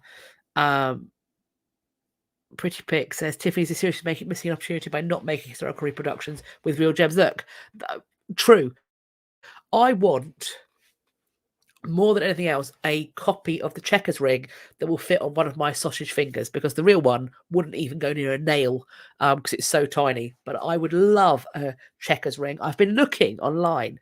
Nah, can't hear it. Can't see it. Oh, we've had a big jump.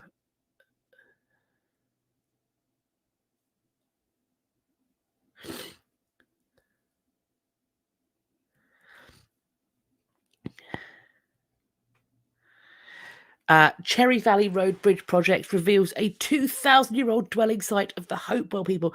We have talked about the Hopewell discoveries in previous episodes of this. This looks to be more news of this. So we have now got a large excavation with new practice of analysis. So we've got soil samples being taken every 10 feet within a designated area. Lab has then conducted measurements of the phosphate levels in the soil, with elevated concentrations indicating the presence of human activity. I'm not quite sure why. I'm not a chemist, but phosphate means people. And we are told that the results of this are conclusive.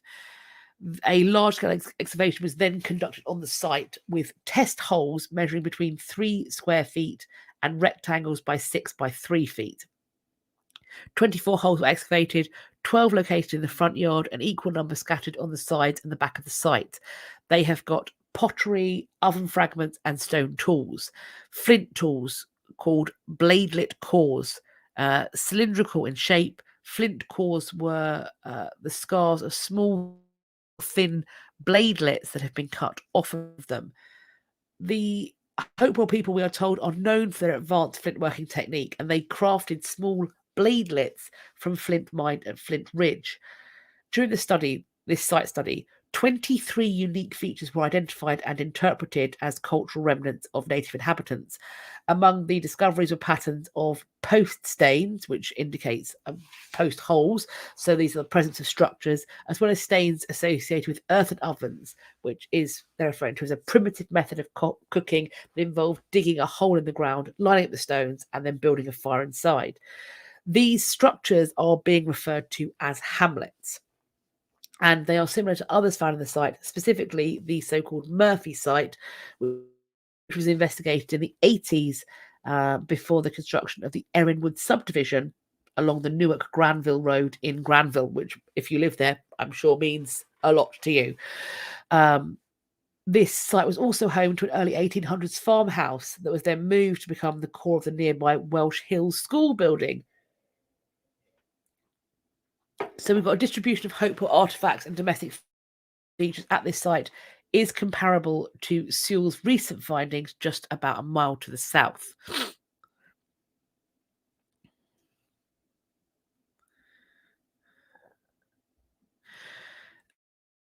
Sewell says it's important to get a deeper understanding of the everyday domestic life of ancient people, in addition to studying grand ritual sites such as the Newark earthworks a couple of miles to the east. By examining domestic sites, we can gain valuable insights into the agricultural, behavioural and familial sides to Hopewell culture. this field work is still ongoing, and they are cataloguing and analysing their findings, and there's going to be a report apparently in coming months. There are still, we're told, lots of work to do and questions to be answered.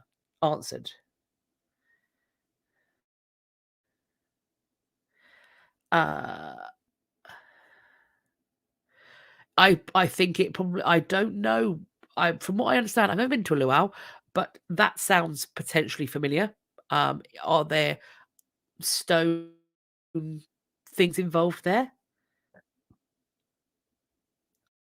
Perhaps.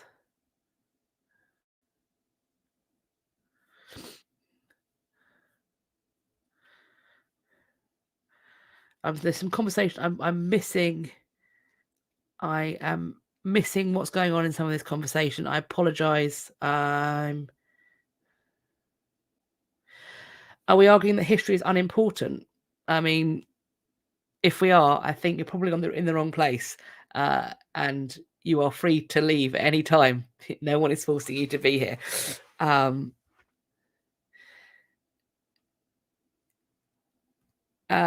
History is not everything. It's not everything, but it does. The way in which we teach history is, and the way in which we interact with history is definitely a signal and a sign, and I think a symptom of the way in which our culture is moving. It can be a really interesting, the study of history and the way in which it is politicized and presented is, I think, a barometer for how our community is moving and how our society is moving. The things that equally that we value and look at, the things that are being uncovered historically.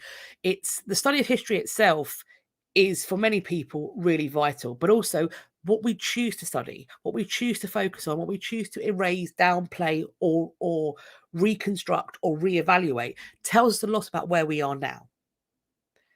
It is a barometer for where we live now and why we think the things that we think. I also disagree that history is the reaction to history is the cause of misery. I don't agree with. I don't think history is the core of that. I think that people have weaponized history. History has no capacity to affect in those ways. History can't make you feel anything. And if human beings choose to weaponize it for their own ends, because let's be clear, it's not about the history. It's never going to be about the history, because history, it just is. If people choose to make the study of history and the teaching of history into something that is a political issue that they use to discredit or incite, that's on them. That's on them. And they would use anything about the world to do that.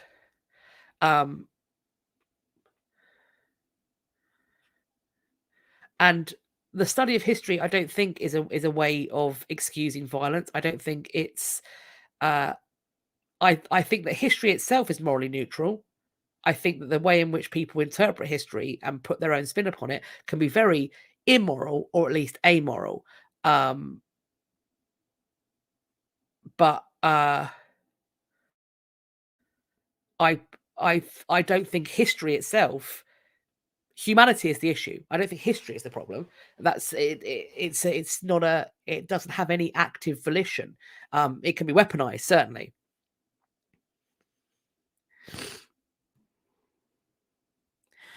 We have got a discovery of an ornate Christian fresco at the old Dongola site that look utterly beautiful.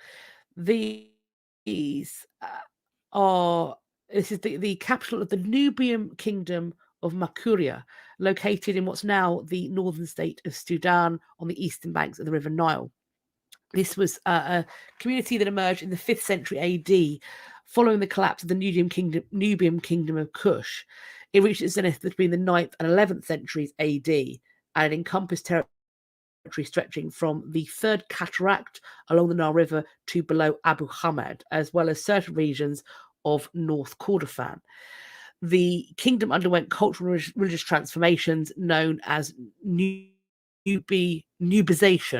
to counter the increasing impact of Arabic within the Coptic Church. These reforms involved the adoption and veneration of deceased rulers, bishops, and local Nubian saints. So we have this image, which is a beautiful picture that's been taken. There's another one I want to show. This is them in, look how tiny those spaces are. Isn't that fabulous? This is archaeologists from the Centre of Mediterranean Archaeology, University of Warsaw, have been conducting a research project, urban metamorphoses of the community of a medieval African capital city. They've revealed an underground chamber and a complex of vaulted domed rooms constructed using mud brick that date from between the 16th to the 19th centuries AD.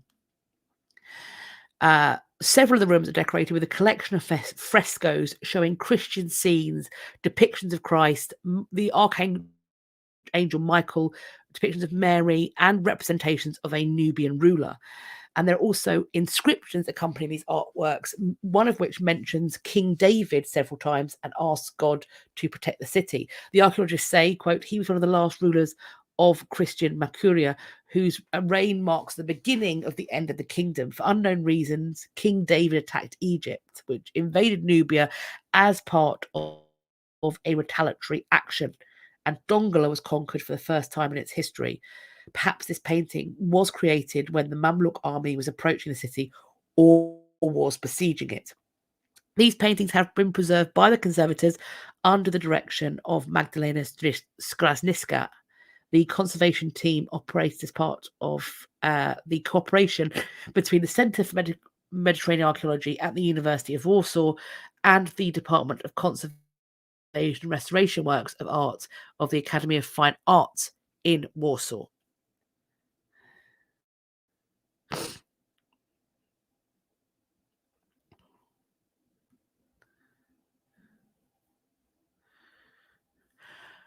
This is interesting. Talking about a little bit more about the way in which we respond and teach history.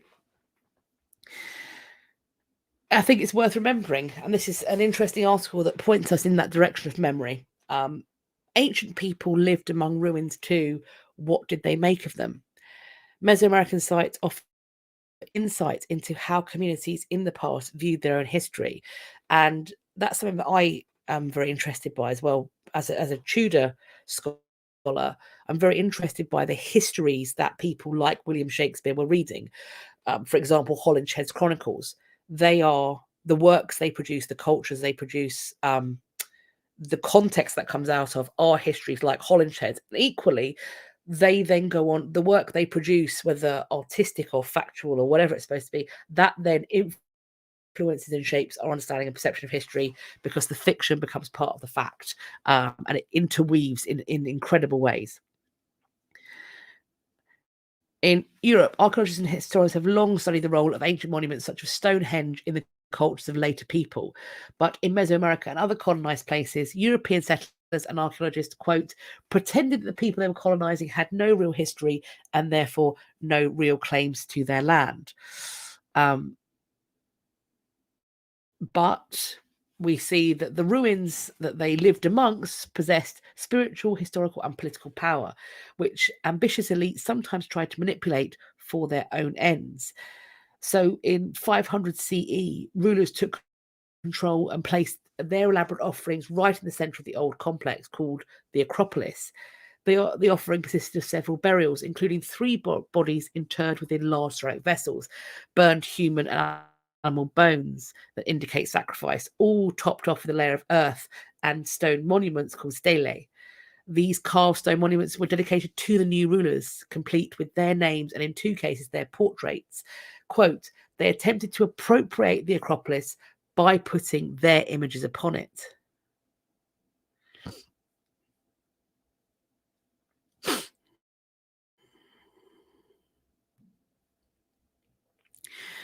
For contemporary Maya people, the remains of ancient buildings and settlements are never empty, even though they may no longer be occupied by humans. Quote, they are sacred places. They are inhabited places.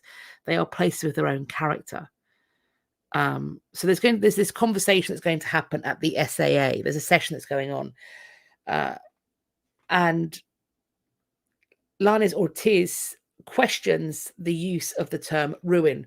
Lanes Ortiz is not participating in the particular SAA conversation, but there's a real question there about using the term ruin to describe older sites. Quote, I appreciate a session's approach of trying to interrogate the Eurocentric idea that ruins are just decayed buildings, he said, but the words those sites should emphasize their active, vibrant role in present and past communities. Mountains or hills are also agents in the life of the community. They have, in essence, a personhood that is similar to human beings. A lot of us archaeologists tend to think that Western ways of seeing the world are somehow natural or obvious or the only option, said Sarah Koenig, who's an archaeologist at CU who is participating in this particular SAA session. She says, I'm looking forward to seeing an elevation of non-Western viewpoints as critical understanding of the past. I think that's really fascinating. It's a really fascinating way to remind ourselves, as we always should, that we aren't the only ones doing history, and also that history is nation, political regime, and culture specific, and it's worth constantly interrogating that, I think. I haven't shown, there is a picture of this book. I'm not showing it because to me it classifies as human remains, which I don't show. But if you want to see the human skin covered Kazakhstan book, go to the link in the description box and you will see it. This is a Latin manuscript, which has got a cover made of human skin. There are 330 pages in this manuscript, out of which only 10 have been deciphered. It's written in something called Old Latin in 1532. And it's currently on display at the Rare Publications Museum of the National Academic Library in Kazakhstan. This manuscript was donated to the library by a private collector in 2014. The bookbinding was was an obsolete method of bookbinding. Quote, this method is known as anthropodermic bookbinding, which means that human skin was used in the process. This manuscript has been examined at the laboratory of the National Medical Science Centre in Astana, and it was concluded that human skin was in fact used on the cover of the manuscript. The content of the manuscript remains a mystery, and thus I think potentially why it got covered in human skin. Does the content relate to why this happened? The manuscript has been sent to a special research institute in France for further analysis, adding that based on the first page they were able to read, it was assessed that the book contained general information about financial transactions such as credits and mortgages. However, the manuscript has not yet been fully deciphered. I mean, that feels extreme to put a human skin cover on, but I look forward to the full decipherment, or as much as possible.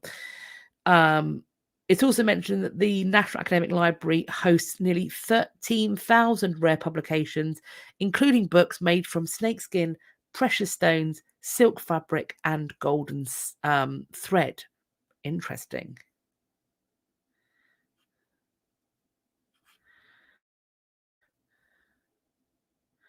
We're having some Silence of the Lambs reference. Puts the lotion on the skin. I always thought that the process of binding a book in human skin would connect to the topic of the book, but I'm happy to be, that was my assumption, and I am happy to have it refuted.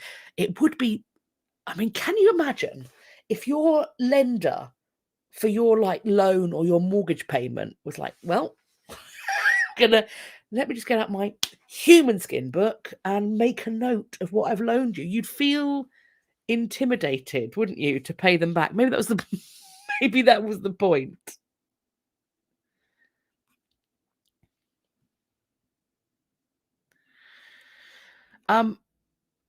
I don't know how often books are bound in human skin. There's lots of stories about things being bound in human skin. For example, a great one is there was a story that the monks who were involved in stealing the crown jewels at Westminster that the layperson who was tied up in the theft and pawning of the crown jewels, that he was flayed alive and then his skin was stretched over a door in Westminster that used to house the crown jewels.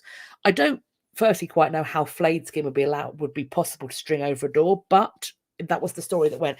Anyway, there was, I believe, on this door that still exists, some evidence of a skin on top of it, which I again believe was tested and it was found to be animal skin.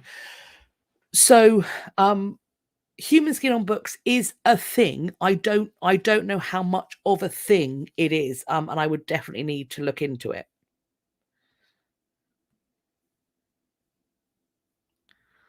So we have got next up an art expert. Can you imagine this one? Has made a startling claim that the Philadelphia Museum of Art's Vermeer copy might in fact be the real thing. Now I've set this up so you can see both paintings side by side. Now the one on the left was long thought to be a later copy of a Johannes Vermeer, which is on the right. But it is thought that this actually might be by Vermeer. This work has been owned by the institution since 1933, but it's never exhibited it. They had downgraded the status of it of a late 17th century Vermeer copy after a nearly identical painting appeared in 1927. Now this assumption is being challenged, that based on the work's pigment, this painting in the Philadelphia institution might be authentic.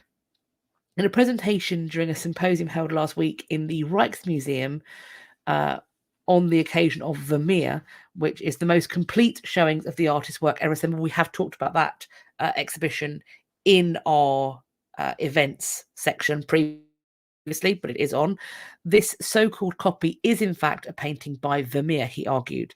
The future of Lady with a Guitar will be to inspire discussion, embracing scholarship, and to seek more knowledge and enlightenment from this mysterious painting nearly 350 years after its creation.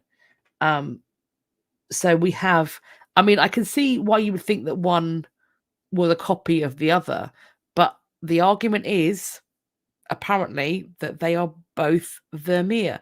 Of course, there's going to be people contesting it. That's to be expected. This lecture was entitled "The Guitar Player: A Very Sad Story." A technical analysis of the painting was offered, which he said was in a shocking state with lots of surface damage and even a tear. The painting, he says, has remained in stable condition since the Johnson collection came under the care of the museum in the 1930s, although prior conservation efforts sadly have left the painting in a highly compromised state. He talked about the expensive ultramarine that Vermeer favoured, as well as lead tin yellow, which was only used until about 1700. The pigments in Lady with a Guitar used, quote, in combinations that nobody else used at the time. Wallet also compared the compositions of the two versions of the work, which differ only in the girl's hairstyle. Loose curls in the guitar player, pulled back in Lady with a Guitar. He didn't offer explanations for that change, but suggested that both canvases had been based on a single preparatory drawing. The accepted version of the composition, The Guitar Player, is in the collection of London's Kenwood House. It's considered too fragile for travel, which is why it's one of the few works that did not make the trip for the artist's sold-out blockbuster at the Rijksmuseum. So we might have another Vermeer. Isn't that interesting?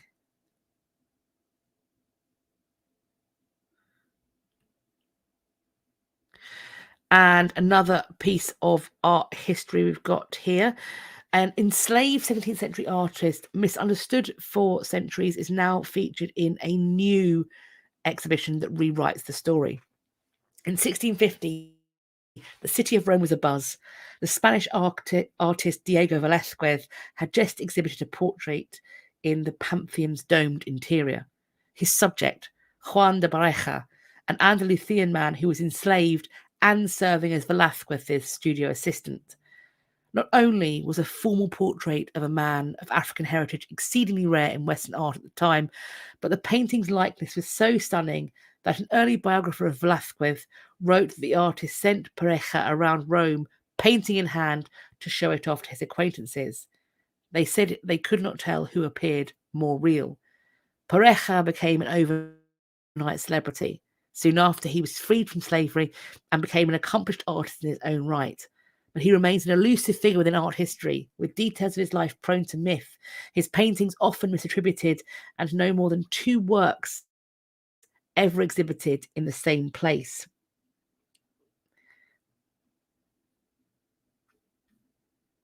So let me just... Here we go. This is the painting in question that travelled around Rome. It's beautiful. But now Pareja is going to be receiving his largest show to date at the Met in New York. It's called Juan de Pareja, Afro-Hispanic Painter, and we have 5 paintings of his, along with those from his contemporaries, and also Velázquez, to show a fuller picture of his life. So that's going to include his most famous painting, The Calling of St. Matthew, which is a 1661 religious scene. The people from the Met say that our role here is to try and set a foundation, to open up paths for others to pursue, because actually there's a huge amount more that I think can be known. Hopefully, the process of filling out his life and biography will have only just begun. Wouldn't that be fascinating? It is beautiful. And we have another thing that's challenging the established... Come on, skip. There we go. We have another thing that's challenging the established historical understanding, and also the rumours, specifically things like women are never on board ship, it's bad luck. Well, it seems like we have some questions. A 17th century warship, DNA analysis has been done on somebody who went down with it, and it turns out that chromosomally she was XX. This is a US military lab, has helped Sweden to confirm what was suspected for years. A woman was among those who died on a 17th century warship that sank on its maiden voyage. This was the royal warship Vasa that was raised in 1961 and was incredibly well preserved after being underwater for more than 300 years in Stockholm harbour. It's been at the Vasa Museum, one of Stockholm's top tourist attractions, where visitors can admire its intricate wooden carvings. Reminds me of how popular the Mary Rose is over here. Around 30 people are said to have died when the Vasa keeled over and sank just minutes after leaving port in 1628. They are believed to have been crew members, and most of their identities are unknown. One of the victims, known as G, was thought to be a woman because of the appearance of her hip bone. Anna Maria Frosberg, who's an historian with the Vasa Museum, told the Associated Press that women were not part of the crew in the Swedish Navy in the 17th century, but they could be on board as guests. Seamen were allowed to have their wives with them on board unless the ship was going into battle or for a long journey. Written sources tell us that 30 people died that day. It's thus likely that she was a seaman's wife who wanted to come along on the maiden journey of this new and impressive ship. We don't know the exact number of people who were on board when it sank, but there were perhaps, it's thought, around 150 people, with an additional 300 soldiers who were supposed to board further out on the archipelago. We are reminded that it's very difficult to extract DNA from bones that have been on the seabed for 333 years, but it's not impossible, clearly. And the professor of forensic genetics at Uppsala, so Marie Allen, said, quote, "Simply put, we found no Y chromosomes in G's genome, but we couldn't be completely sure and wanted to have the results confirmed. So they turned to the Delaware-based Armed Forces DNA Identification Lab, and thanks to the forensics laboratory specializing in DNA profiling at the Dover Air Force Base, quote, we have been able to confirm that the individual G was a woman using the new test." The Vasa, which was supposed to go to a naval base outside Stockholm to wait for the boarding of the soldiers, is believed to have sunk because it lacked the ballast to counterweigh its heavy guns. So not so much women are bad luck, because clearly they're taking their wives on board. Yes, it did. If she was on board with her husband, did both of them perish? Did they have children on land? What happened to them? That's potentially a question that we're never going to know the answer to.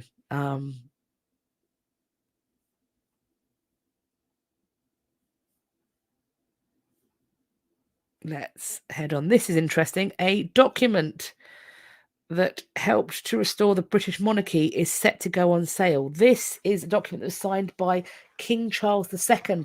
It's known as the Declaration of Breda, and it was drafted by Charles II and his closest councillors in April 1660 to set out the terms under which he would come back to rule after his father had been executed, and then Cromwell had his go. Oliver had his go at running the country. This is being auctioned by Sotheby's, and it says in this article, alongside the Magna Carta, the Bill of Rights, and the Act of Settlement, it's one of a handful of documents that mark, quote, the constitutional milestones that led us towards a modern constitution. Absolutely. Seeing it for the first time sent chills down my spine. It's really such an evocative piece. This is the person from Sotheby's who's looking to potentially sell it into a private collection, so no one can see it again. The declaration has a reconciliatory tone, laying out Charles's preferences for pardoning many of the crimes committed during the Civil War, for freedom of religion, and for payments of arrears to the army. He points out that it's a hugely important step towards the kind of monarchy that we have today. It's this idea that the king will rule within law. He's not claiming that he's got the same divine right that his father did, etc., etc.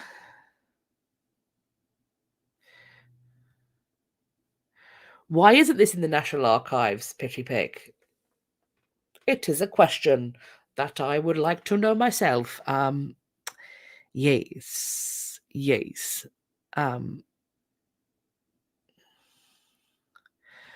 So after the Oliver Cromwell dies, they have a brief span where his son, despite the fact that Oliver Cromwell is definitely not a king, he does. There is the hereditary principle of his son Richard taking over. He gets known to history as Tumble Down Dick because it doesn't last very long. So Tumble Down Dicky is trying to hold the fort, but it doesn't work very well. Yes, Richard Cromwell. Who's had it all this time? I'm not sure if they say. I would be surprised if they do.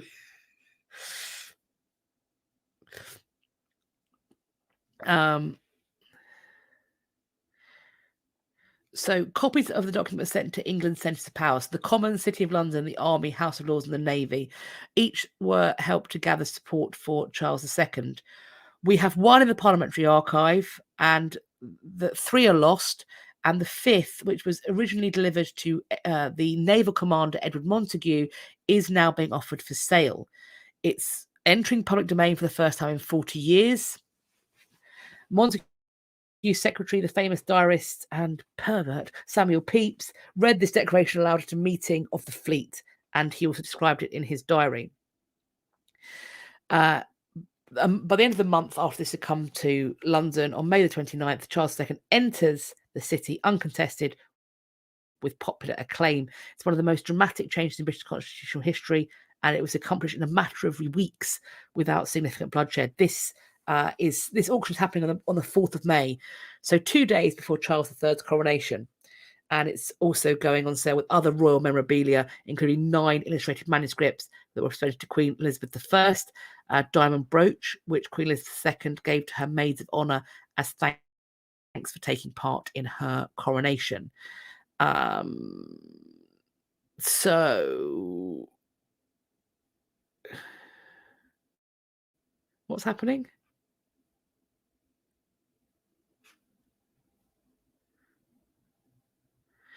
I'm not sure what's happening here. Let's everybody make sure we are being polite in the comments, please.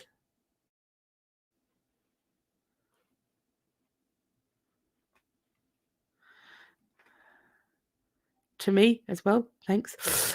This one could potentially be ding dong news because somebody's done a stupid thing. This is a drunken party guest has pled guilty for some reason, best known to themselves, stealing the thumb of a 4.5 million terracotta warrior at the Philadelphia Museum that was on loan there too. So even better. This nonsense is basically they've pled guilty to avoid decades behind bars. There's a plea deal that's happened.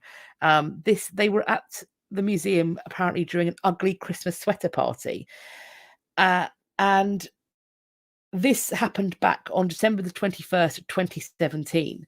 During the event, this individual wandered into the museum's galleries and then into this darkened exhibition. He went through the ropes, didn't care to, pay attention to those.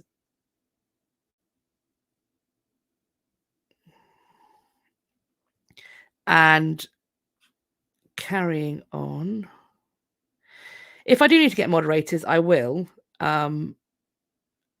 But hopefully we can all behave.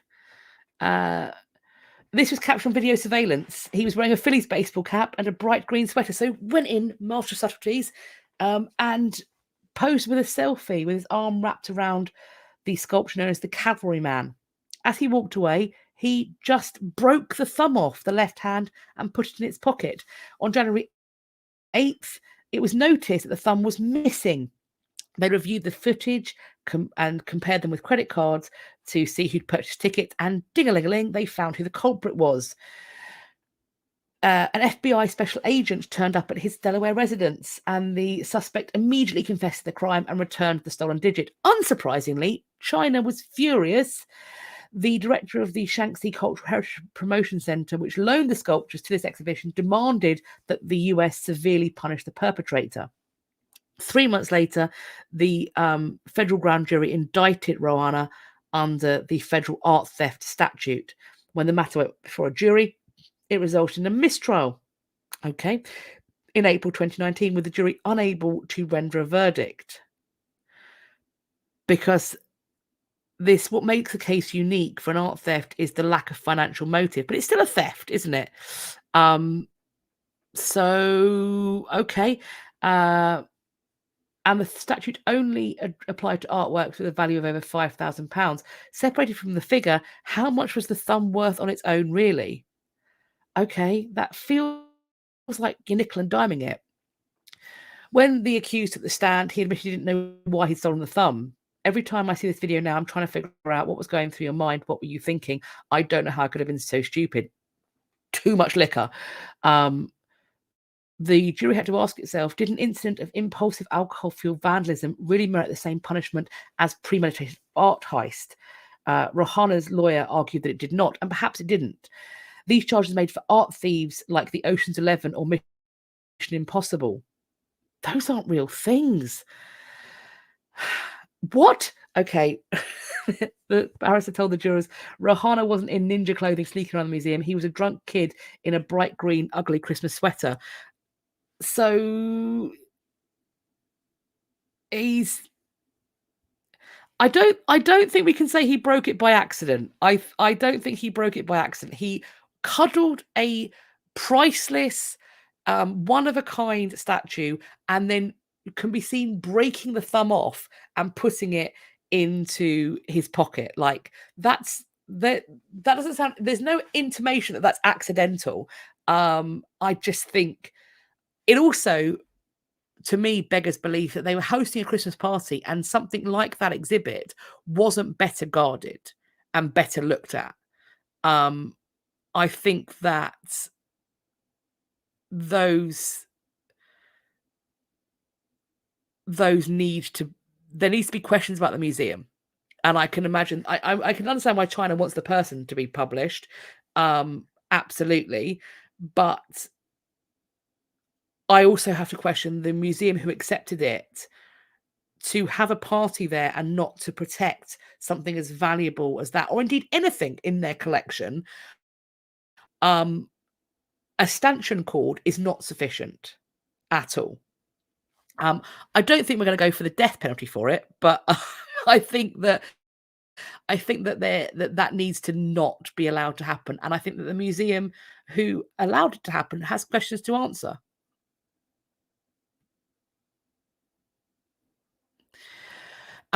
This is some news about the so-called Stone of Destiny, which apparently and quite surprisingly is coming back to go in the chair for the coronation. I'm quite surprised that's happening.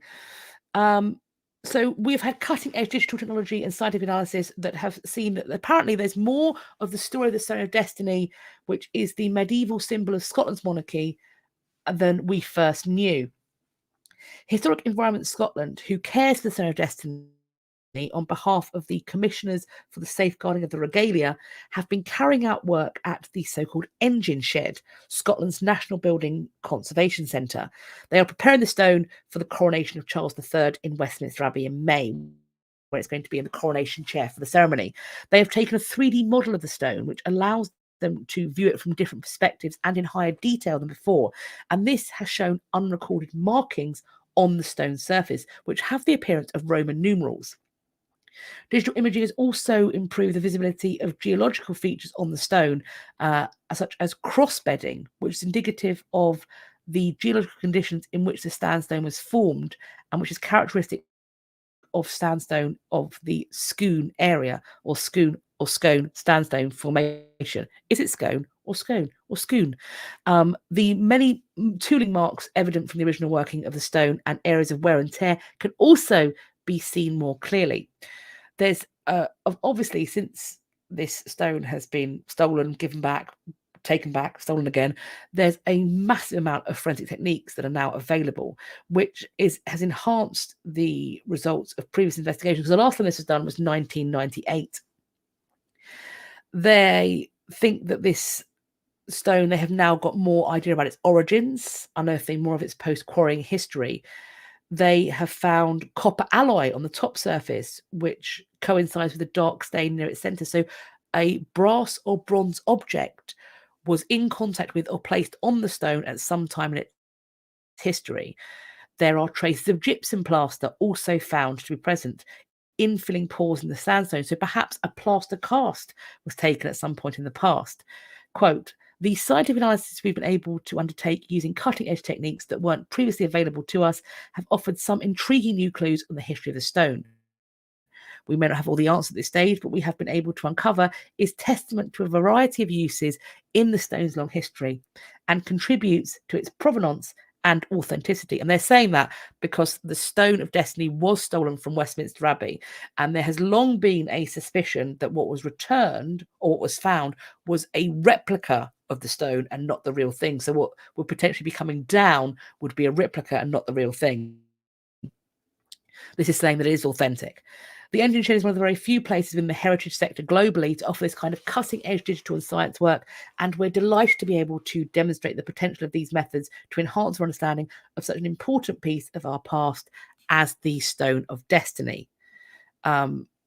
So the Stone of Destiny, they don't sit on it physically. They do sit over it, is my understanding. If it's going back where it came, the coronation chair has like underneath there's like carved out fretwork underneath the coronation chair. So bottom on wood, little drawer shelf space, it goes in there.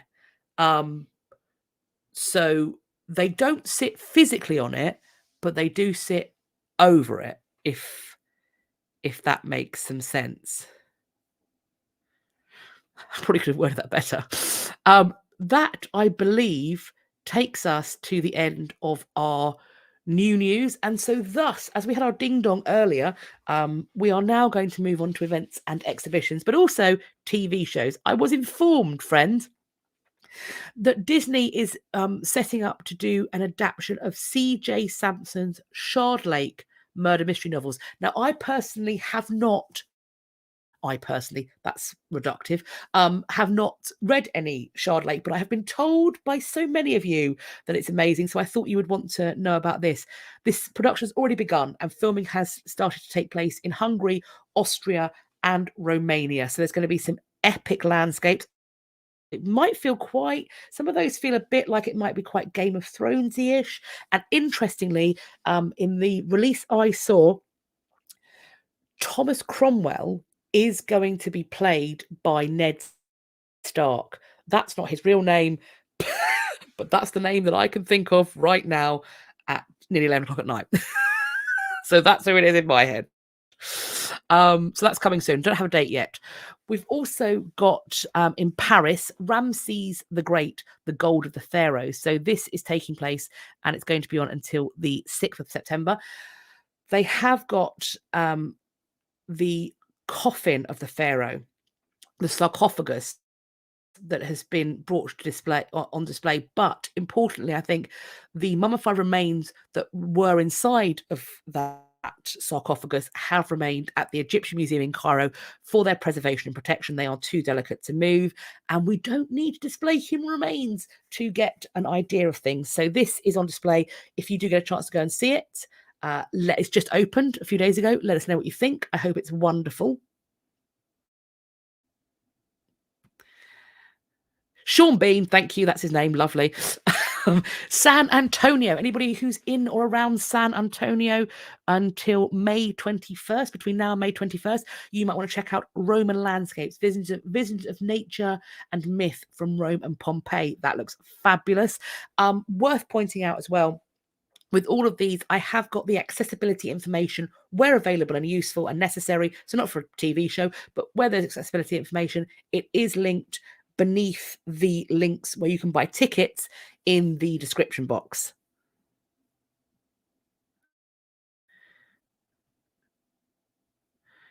This is, this is too small for me to read. At the Art Gallery of Hamilton, we have a exhibition entitled Radical Stitch.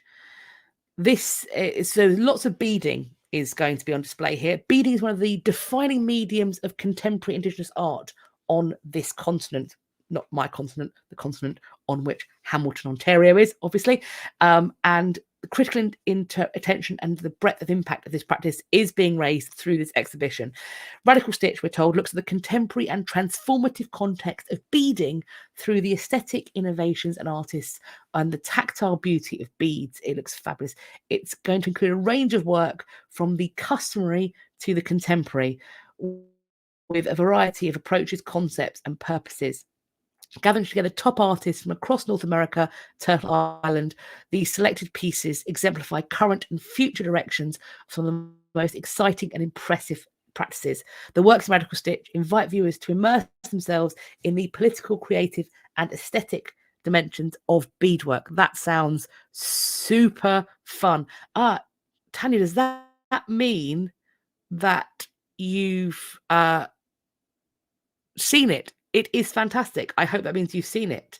This exhibition is on until the 28th of May, so not long left.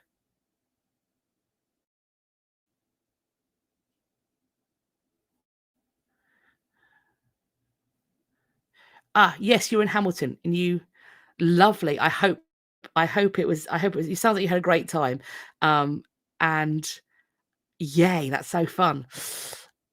How many shows do I get to go to a month or a year? Well, in London, I get to go to a few because I'm frequently, there's usually quite a lot of new stuff on at the palaces, and that's where I do my teaching sessions, either at the Tower of London or Hampton Court. So when there's new stuff on there, I get to see those quite frequently. So I do try and get out as much as possible, but having YouTube and a job and a child, less than I used to in a world before I had my son, put it that way. And this is an interesting one because I'm including this as there's an available tour to go on. These are, the image here is from the Halo Shelter. These are paintings that are estimated to be about 2,500 years old. And there is a company called, I think it's pronounced Shumla Trek, that offer treks, full day or half days, to go and see these incredible pieces. It's for a full day, it's $120, and it's $60 for a half a day. It does sound like there's quite a lot of walking involved. you need to bring your own lunch. There are only 25 participants per day, and they are referred to as being strenuous hikes that are not suitable for children under the age of 8. But they are welcome if they are supervised by a parent or guardian. So if this is your thing, then check out the website that I've linked in the description box, because this looks like it might be an incredible thing to go on. If you like trekking and you like history, this is a perfect mashup. I mean, if you were looking to impress a history nerd on a first date, this might be the place to go to. So that is, I think, the way to go.